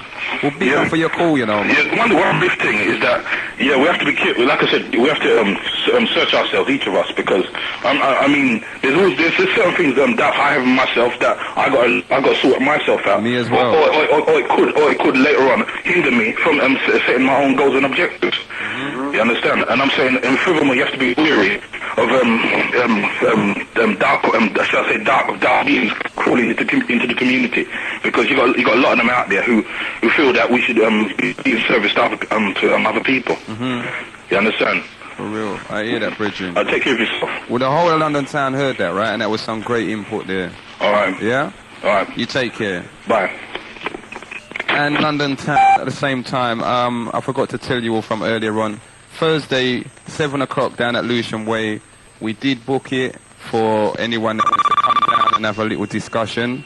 So you can come down there 7 o'clock, Lewisham Way, this Thursday. That's the meeting that you all asked for, the preliminary meeting. Good afternoon, Genesis Radio. Hi, Sergeant Fonseca. Yes, Sister Sandra. I just want to pick up the last two callers. Okay. Nice simple. Really want to talk about the Montserrat. Are they classed as British citizens? Sorry? The Montserrat people? Yeah, are they classed as British citizens? Yes, they are. Yes, are they going to give 22,000 people British passports so they can come over here? You know?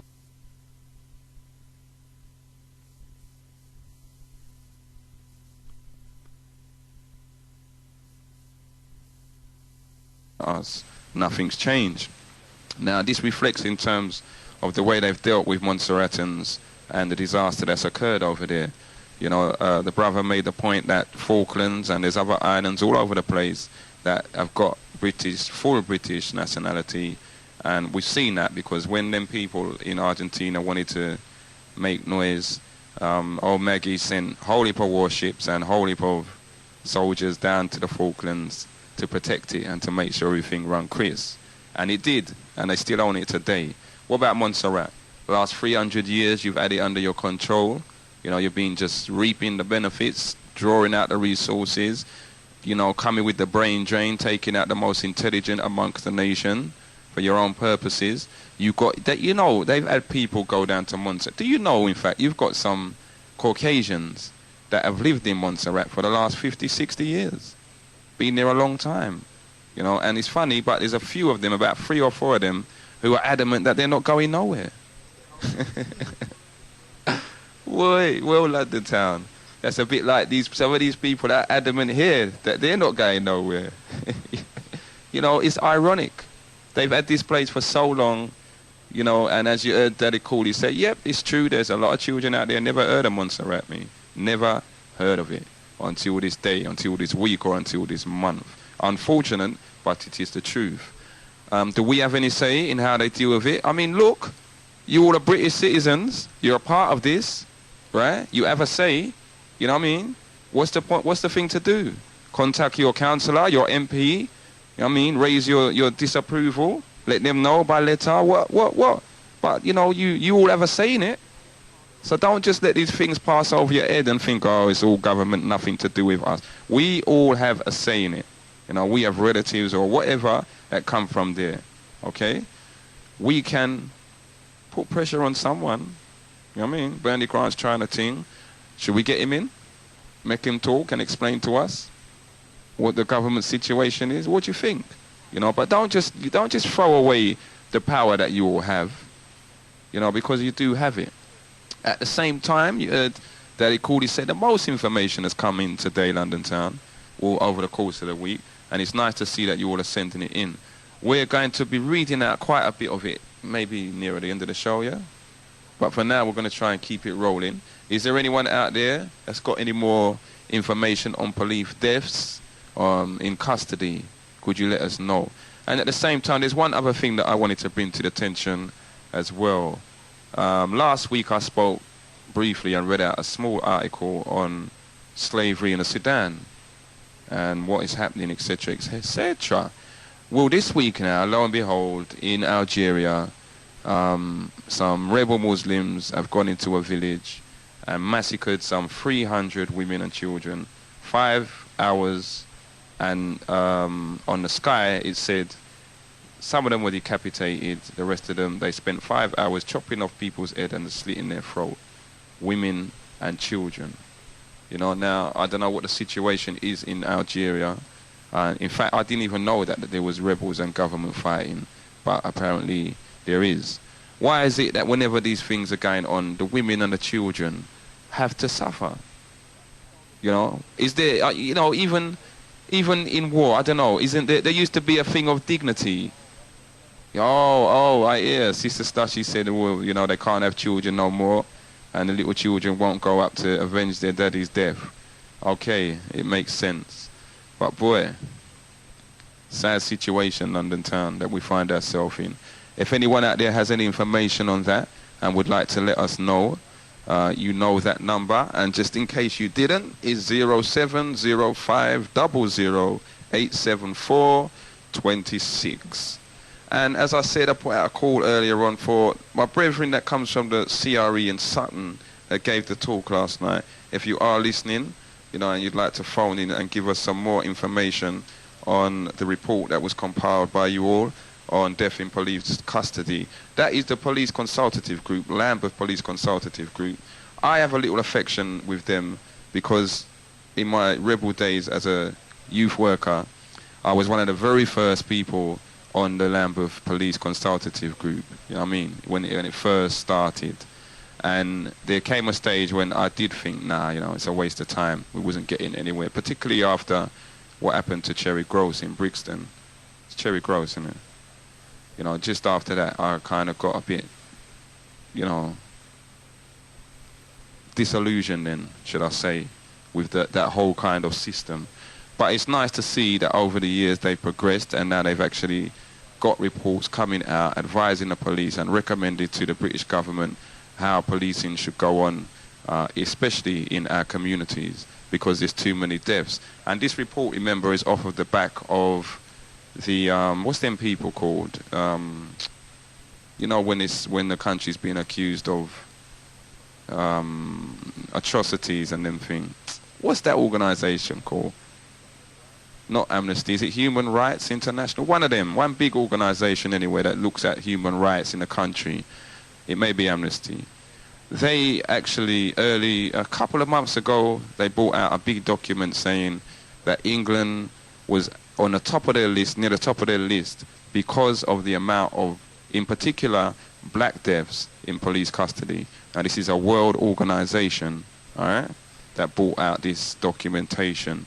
And again, we have it here from the Police Consultative Group in the heart of Lambeth, you know, that the situation is still going on. Have you all got anything to say? Is there anything you'd like to add? Have we any legal people out there, you know, or any black police? You know what I mean? Any black police out there? Phone us and tell us, why is your comrades doing this? You know what I mean? And how do you feel about the situation? You know, what's your opinion of it? Because obviously you all can see that something's wrong. Or do you all really believe that, you know, we're all gangsters and we deserve what we get? Give us a call. Any black police out there in the London region. I doubt if we get it, but maybe there's one brave one out there, you know, one or two that may phone in and enlighten the whole of London town. What are you saying, Daddy Coolie? Okay, so when I first came in here and I mentioned that, boy, a lot of us ain't heard of Montserrat. And then Commissioner gave out some other countries that nobody's heard of. And he asked for people to phone in and give us other countries, other islands that are under British rule or British colony. And we haven't heard no calls telling us about that, you know what I mean? Even the brother that dissed me, he ain't called back to say any other islands. You get me? So it is, we only know when they decide to let us know what's going on out there. You know what I mean? The other countries, other than that, we wouldn't even realise which countries are under British control and which countries have got independence. Okay? We spoke about like the front page and the back page and about Ian Wright, and the gentleman phoned up and talked about role models. Who selects our role models? Why has the role models changed from intellects and people of like Marcus Garvey and Malcolm X to people such as entertainers like Ian Wright and Linford Christie, etc. You know? Take this call. Good afternoon, you're locked to Genesis. Good afternoon. You wanted some other countries. Yes. My mum told me Tortola, which is in the Virgin Islands group, and Anguilla. I don't know if you mentioned Anguilla. No. Like I said, I haven't heard of Tortilla or Anguilla either. Tortola. Is that?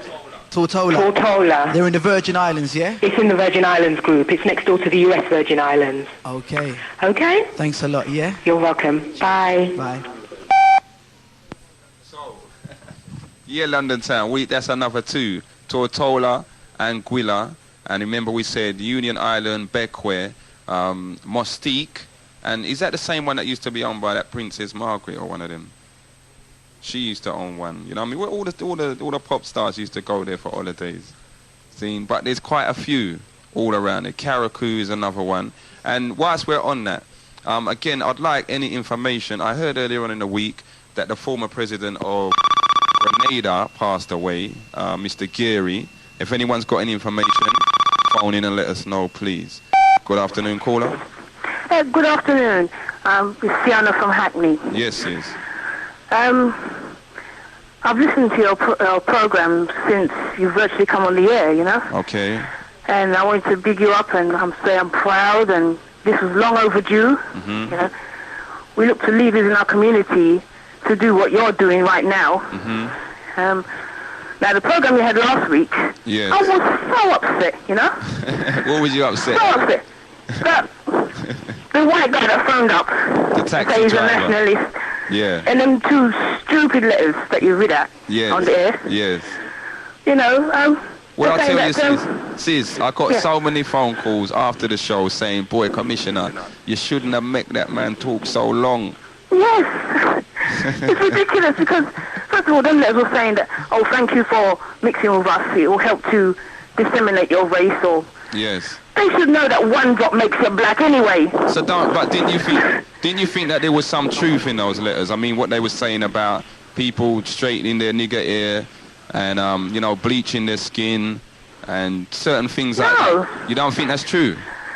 We do it, yeah? Yes. But the way they're saying it is no truth in it whatsoever. The way they're saying is no truth in it. The people of Africa do many things to their bodies. Have you seen that?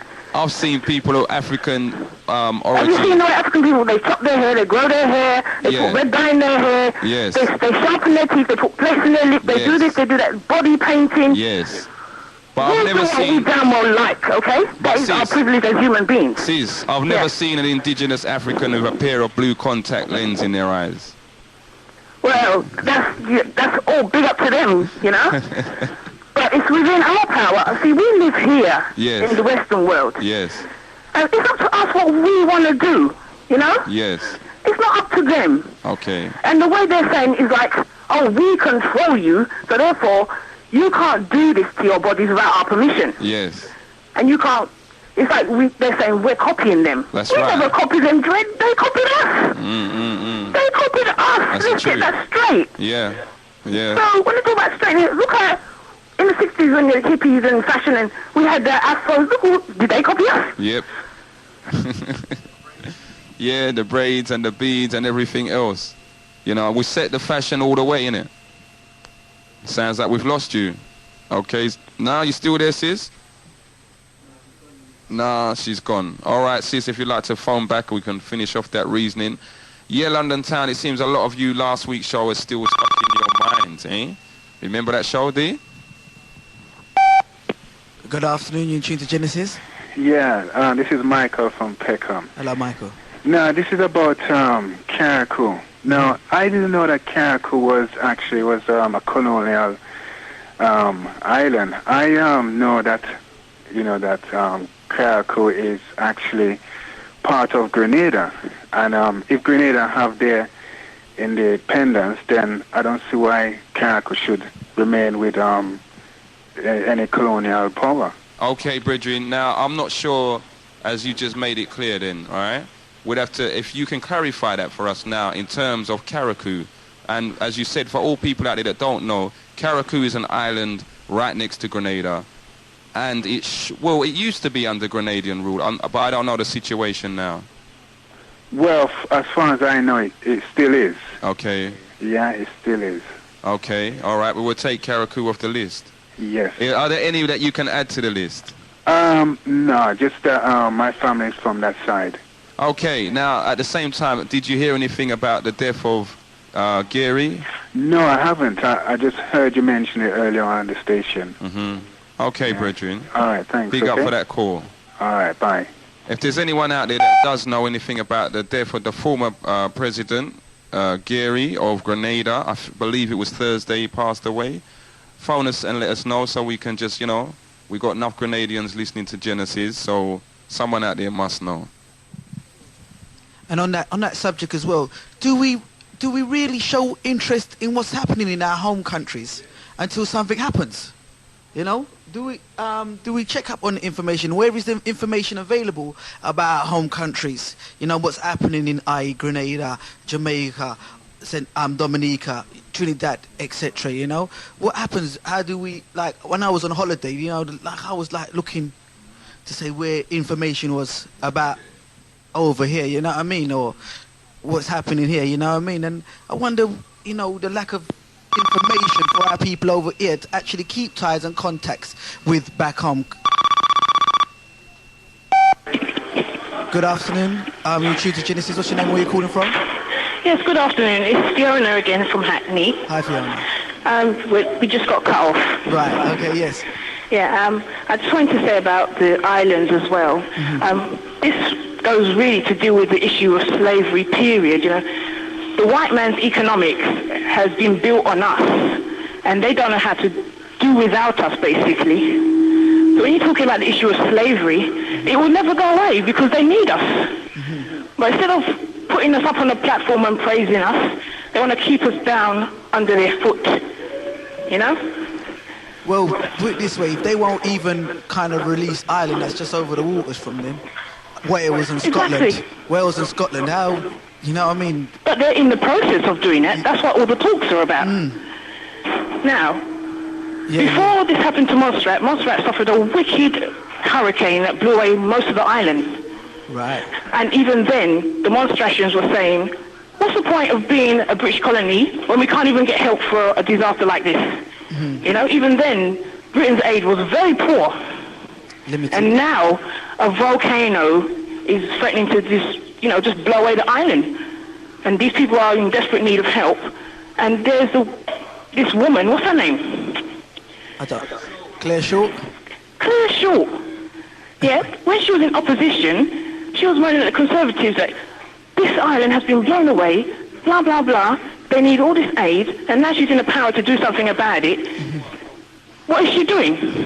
I think that's their aims anyway. Whatever the government in power are doing is just to say the opposite. You know what I mean? It's just their table tennis game. You know what I mean? Back and forth. You know what I mean? Trying to score the most points, but really there's no meaning or no real feeling behind what they're saying. This brings me back to my point. Their economics was built on us. Mm-hmm. And that's their only priority in keeping us down. Because they know if we have to rise up and they have to pay us what they owe us, they wouldn't even have a pot to piss in, So basically, it's priority for them to keep us down. You know, the best thing about it as well, I tell you, it's a bad thing to say, but it makes these people aware because, look, they're going around these islands about, yeah, I'm a British citizen, but not really realising that when it comes to the crunch, that doesn't mean jack.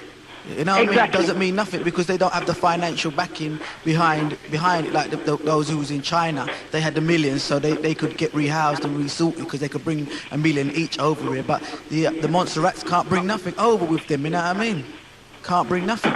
No, and this is the thing as well. When they have wars in Africa, you know, the spoils go to the victor. I've already phoned up a program you had about Africa before, and I said when Africa has war, famine, the spoils of war go to the victor, and it seems like the victors are always Britain. The Europeans, isn't it? Yes, the countries that originally carved up Africa anyway, and spoiled it and destroyed it, and are still taking what's left, you know? The basic resources that the people have to survive on, they're still taking it out. These people have no hearts, you know?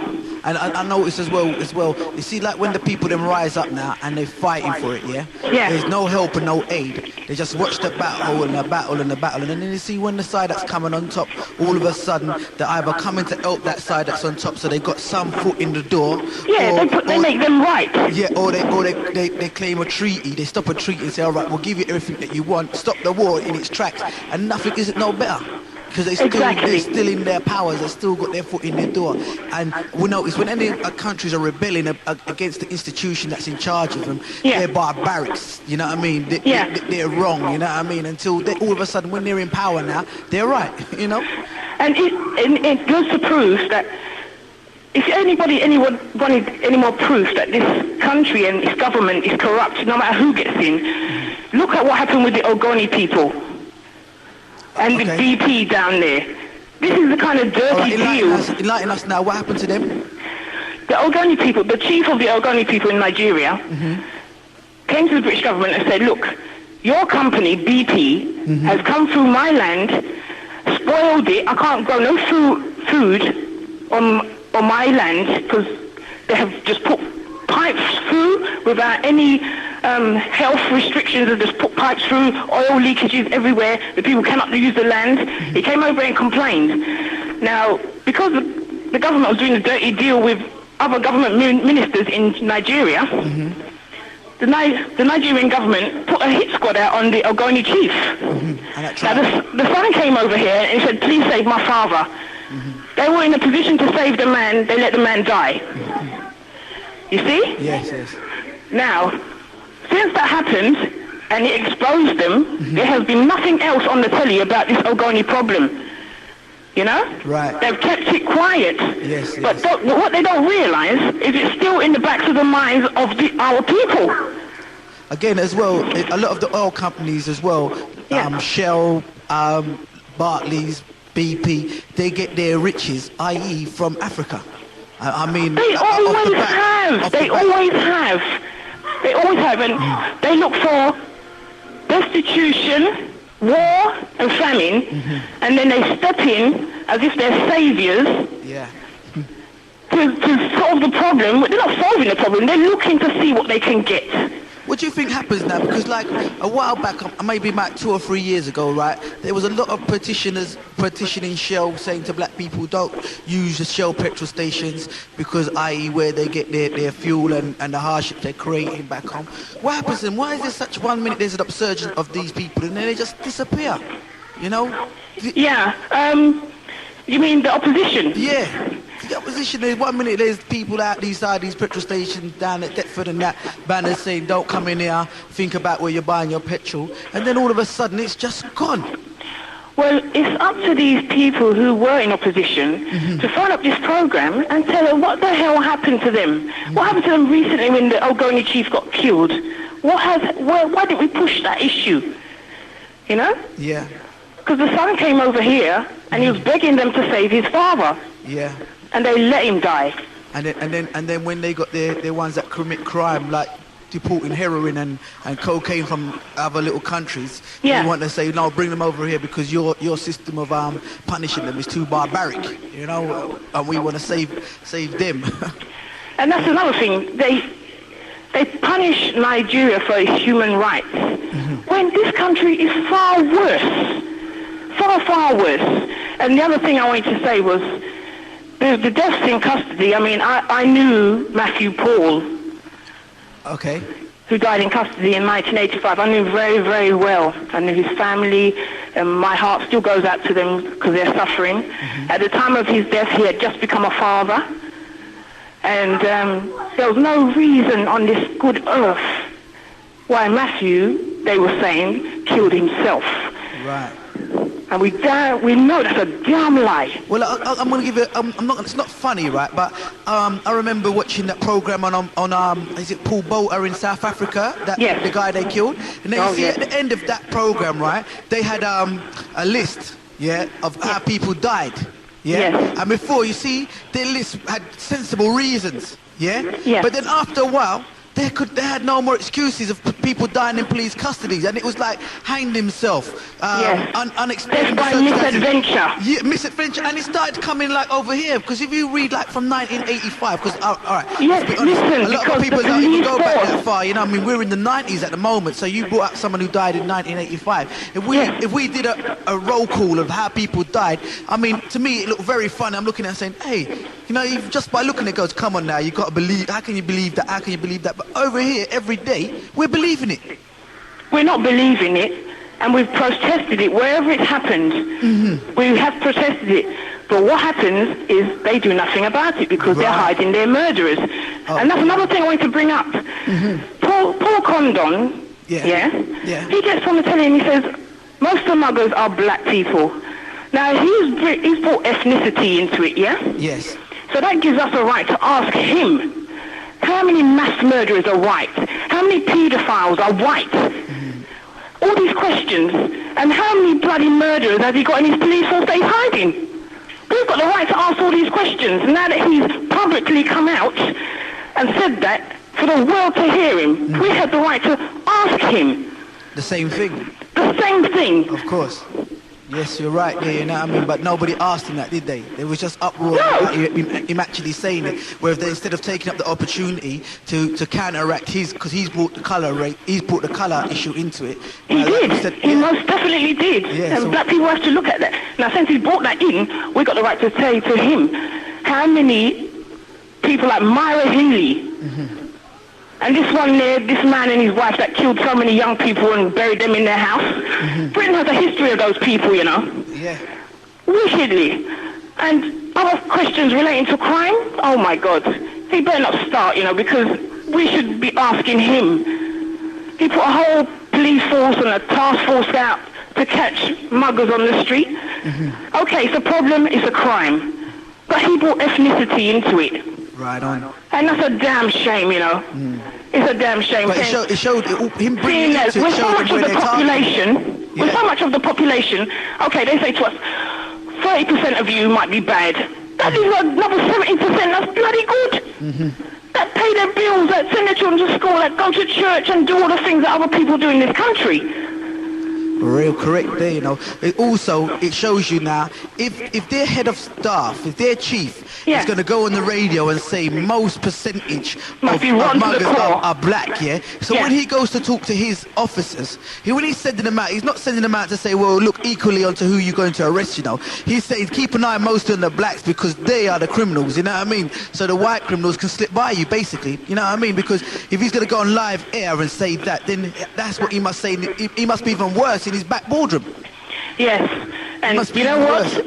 I actually witnessed a crime one day, and there were two white boys in a car and one black boy. They came right into my road, and they snatched a bag from an old woman who had just come out of her house. Now, when crime happens like that, how can you say it's just black people when there are two sides, there was black and white doing the crime? And also check it now with the M25 brothers now.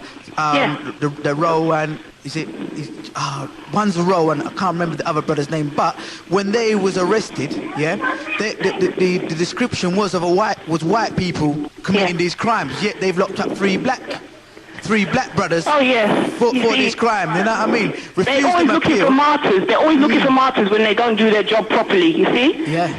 We're always got to hang like Jesus on the cross. Yeah. We've got to bear their burdens for them, carry their crosses for them, you know? But we as a people, we're sick of doing that. But I can't understand, you know, basically, you know, like the Road Brother, Randolph Johnson, and I think one's Rafa Ahmed. For what kind of society, you know, you get a witness report saying that the people are white. How can they possibly lock up black brothers when the victims have actually described their attackers as being... It points to 2 things. It points to the fact that, as I said, they don't do their job, and the other thing is they must be well colourblind.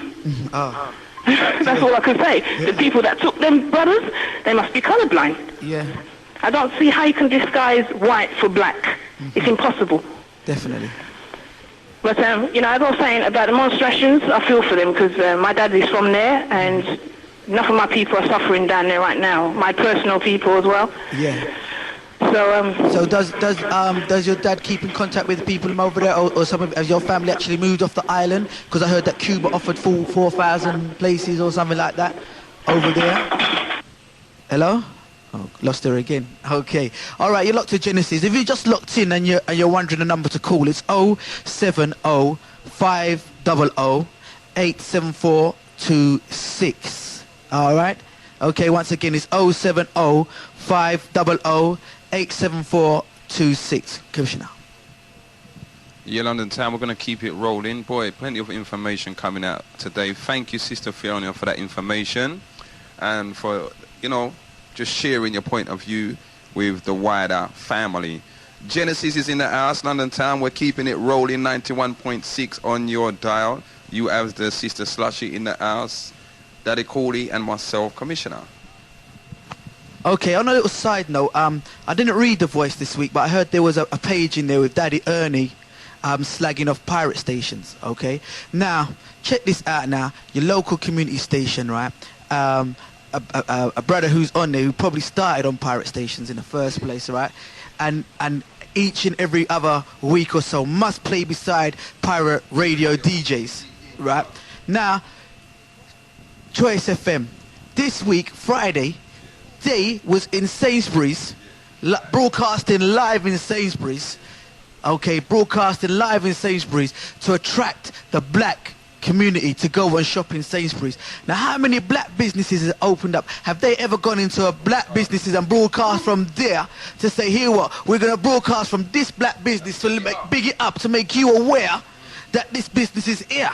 But all of a sudden, they're big morning and you hear the 2 slices of bacon. 2 slices of bacon. I tell you, the only reason I was tuned in, right, because I was just catching the most joke off of this, right, because we wasn't on in that morning, right. Know that, right? But there's in big Sainsbury's to attract us to go down there and shop. They want to go inside the black businesses, right? Because I tell you, if we were inside the black businesses, they close it down because we're a legal station, but they're legal. So if they can broadcast and promote from big Sainsbury's, right? They can do that for any little black business that's opening up, or any big black business that opens up in the Brixton or any region, and broadcast to make you aware. Well, look at that advertisement that was. How much boost of an advertisement that was? Come down here.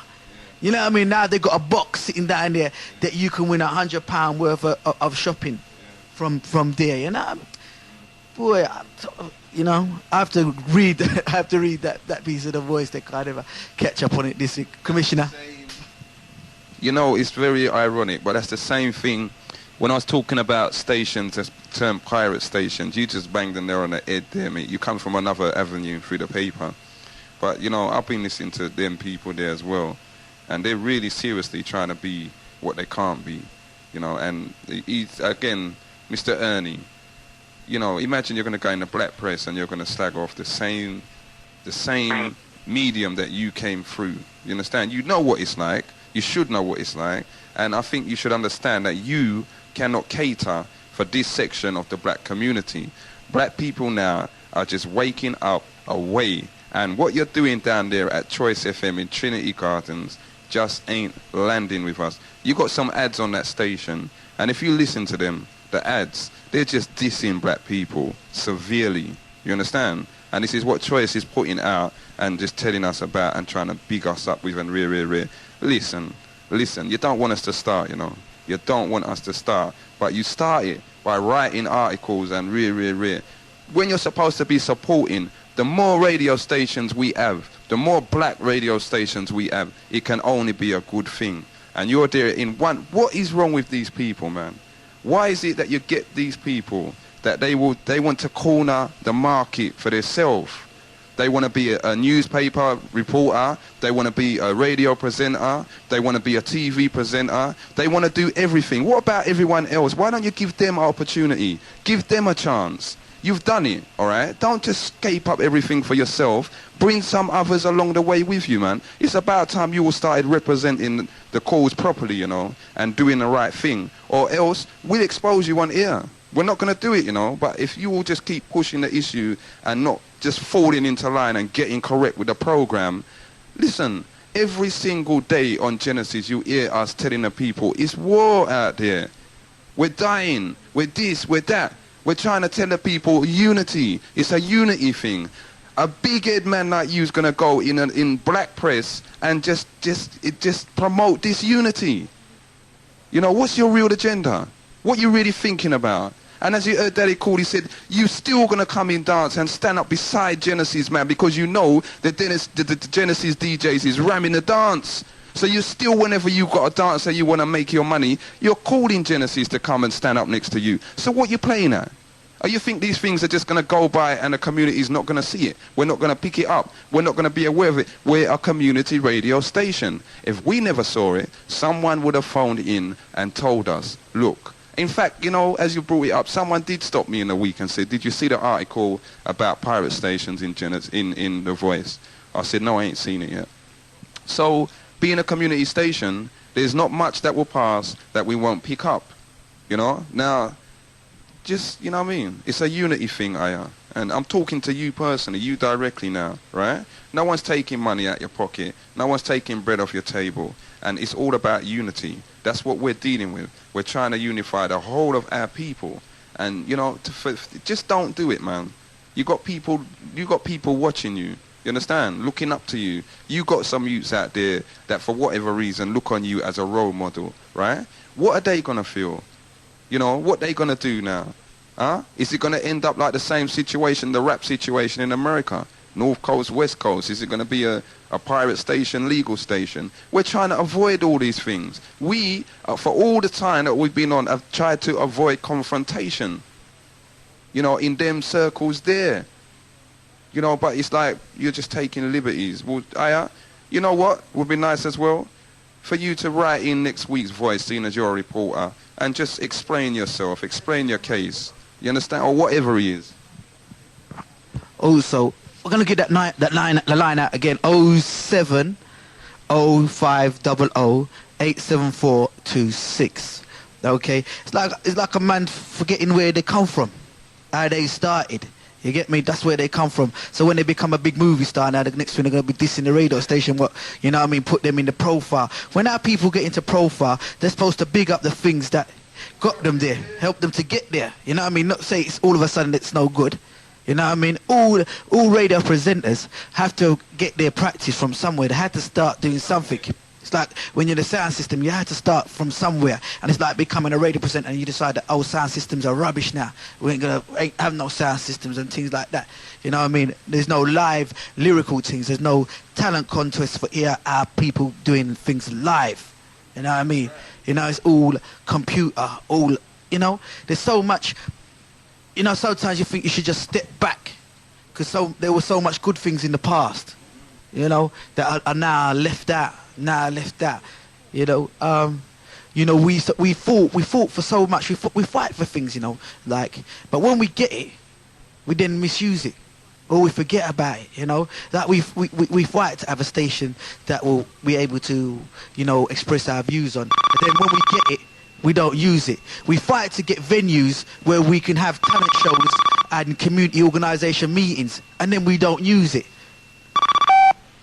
Good afternoon, you're true to Genesis. Yeah, hi. What's your name you're calling from, please? It's Trevor in Wandsworth. Yes, Trevor.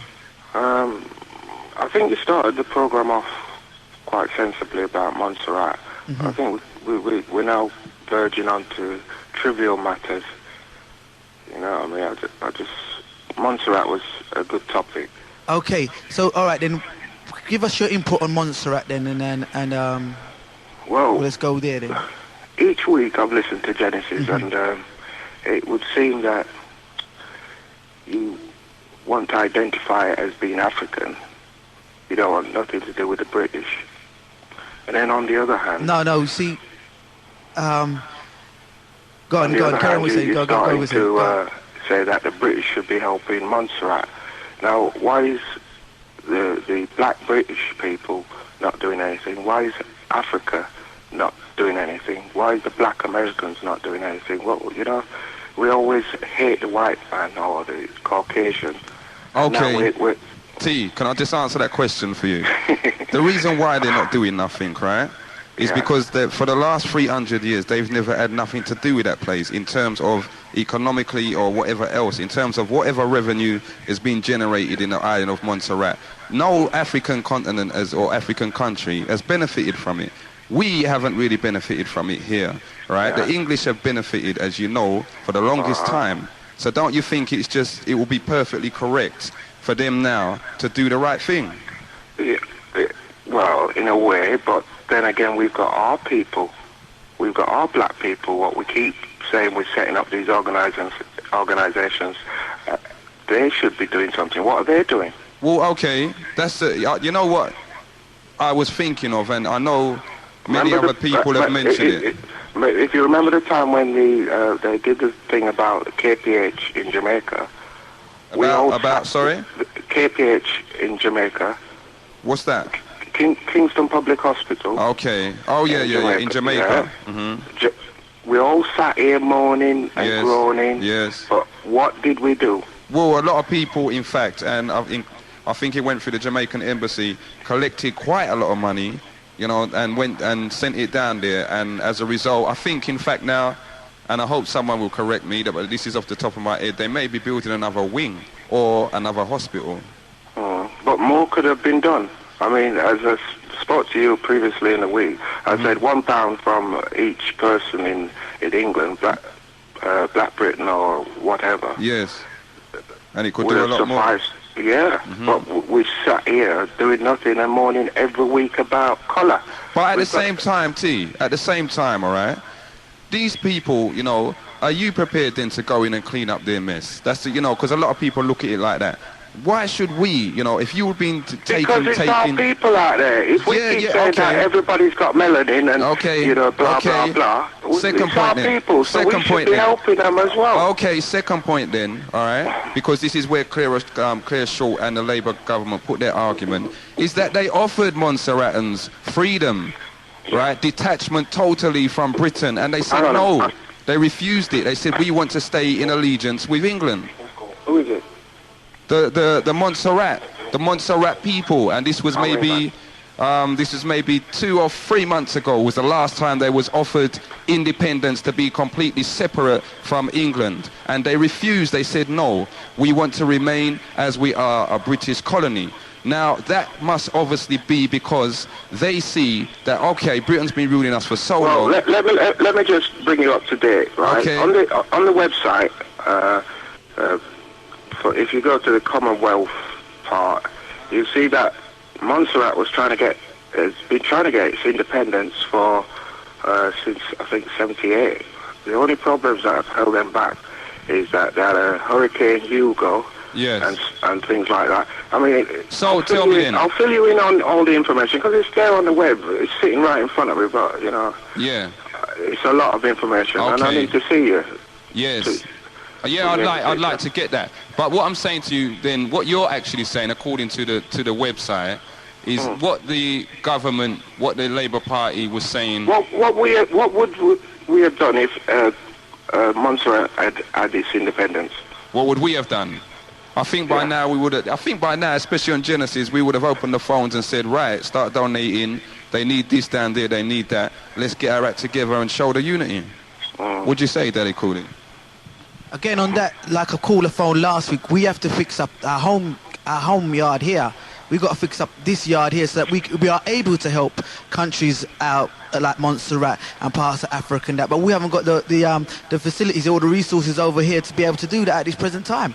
We don't have the organisation. You know why we haven't got the facilities? Tell me why. Because we sit down moaning and groaning all the time. So what should we do, Trevor? So what should we do, Trevor? Right. This is where I need to actually meet with you so we can formulate a plan. I mean, as I said before, it's a pluralistic society, right, with the stratifications. Everybody's got different jobs, different visions and goals and values, right? We need one general... I mean, all right, let me put this to you, as I said.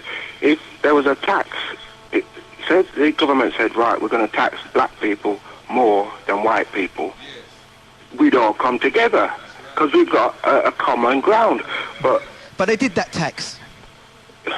They did that tax. They did the poll tax. They separated the poll tax to each individually. And in black families, there's more individuals than there is white families. So if you had to pay for the individual person, your household would end up paying more, wouldn't it? That's down to the person to start family planning then. You know. But that's what that poll tax was about, though. Because before the poll tax was about the richer, your house value. It was on your house value, not on the individuals in the house. It's on your house value. So if your house was worth X amount, right, you'd pay more poll tax. So like in the areas of Wandsworth and things like that, the poll tax would have been higher because it's a residential area. But what they did, they changed it. You're telling me that they did that specifically to affect black people? Oh, yes. I'm telling you, that's what they did. All right. Right? But you wouldn't look at it. You see, that's what I'm saying. You have to look into these things of what they're doing. You see, now, because if they do it on each individual member of the family, that they did, right, the households of, i.e. the ethnics have more members of their family in there than the Caucasians. So then we end up paying more money than they are. At that time, them poll tax riots, I didn't see that many black people there, you know. That's right, because again, we don't. The people should have kept writing. We're too we accept it. We say, all right, then we'll pay it, or we'll hide. Whereas the white people then said, no, we ain't paying it because they saw it was unfair and they went into riot.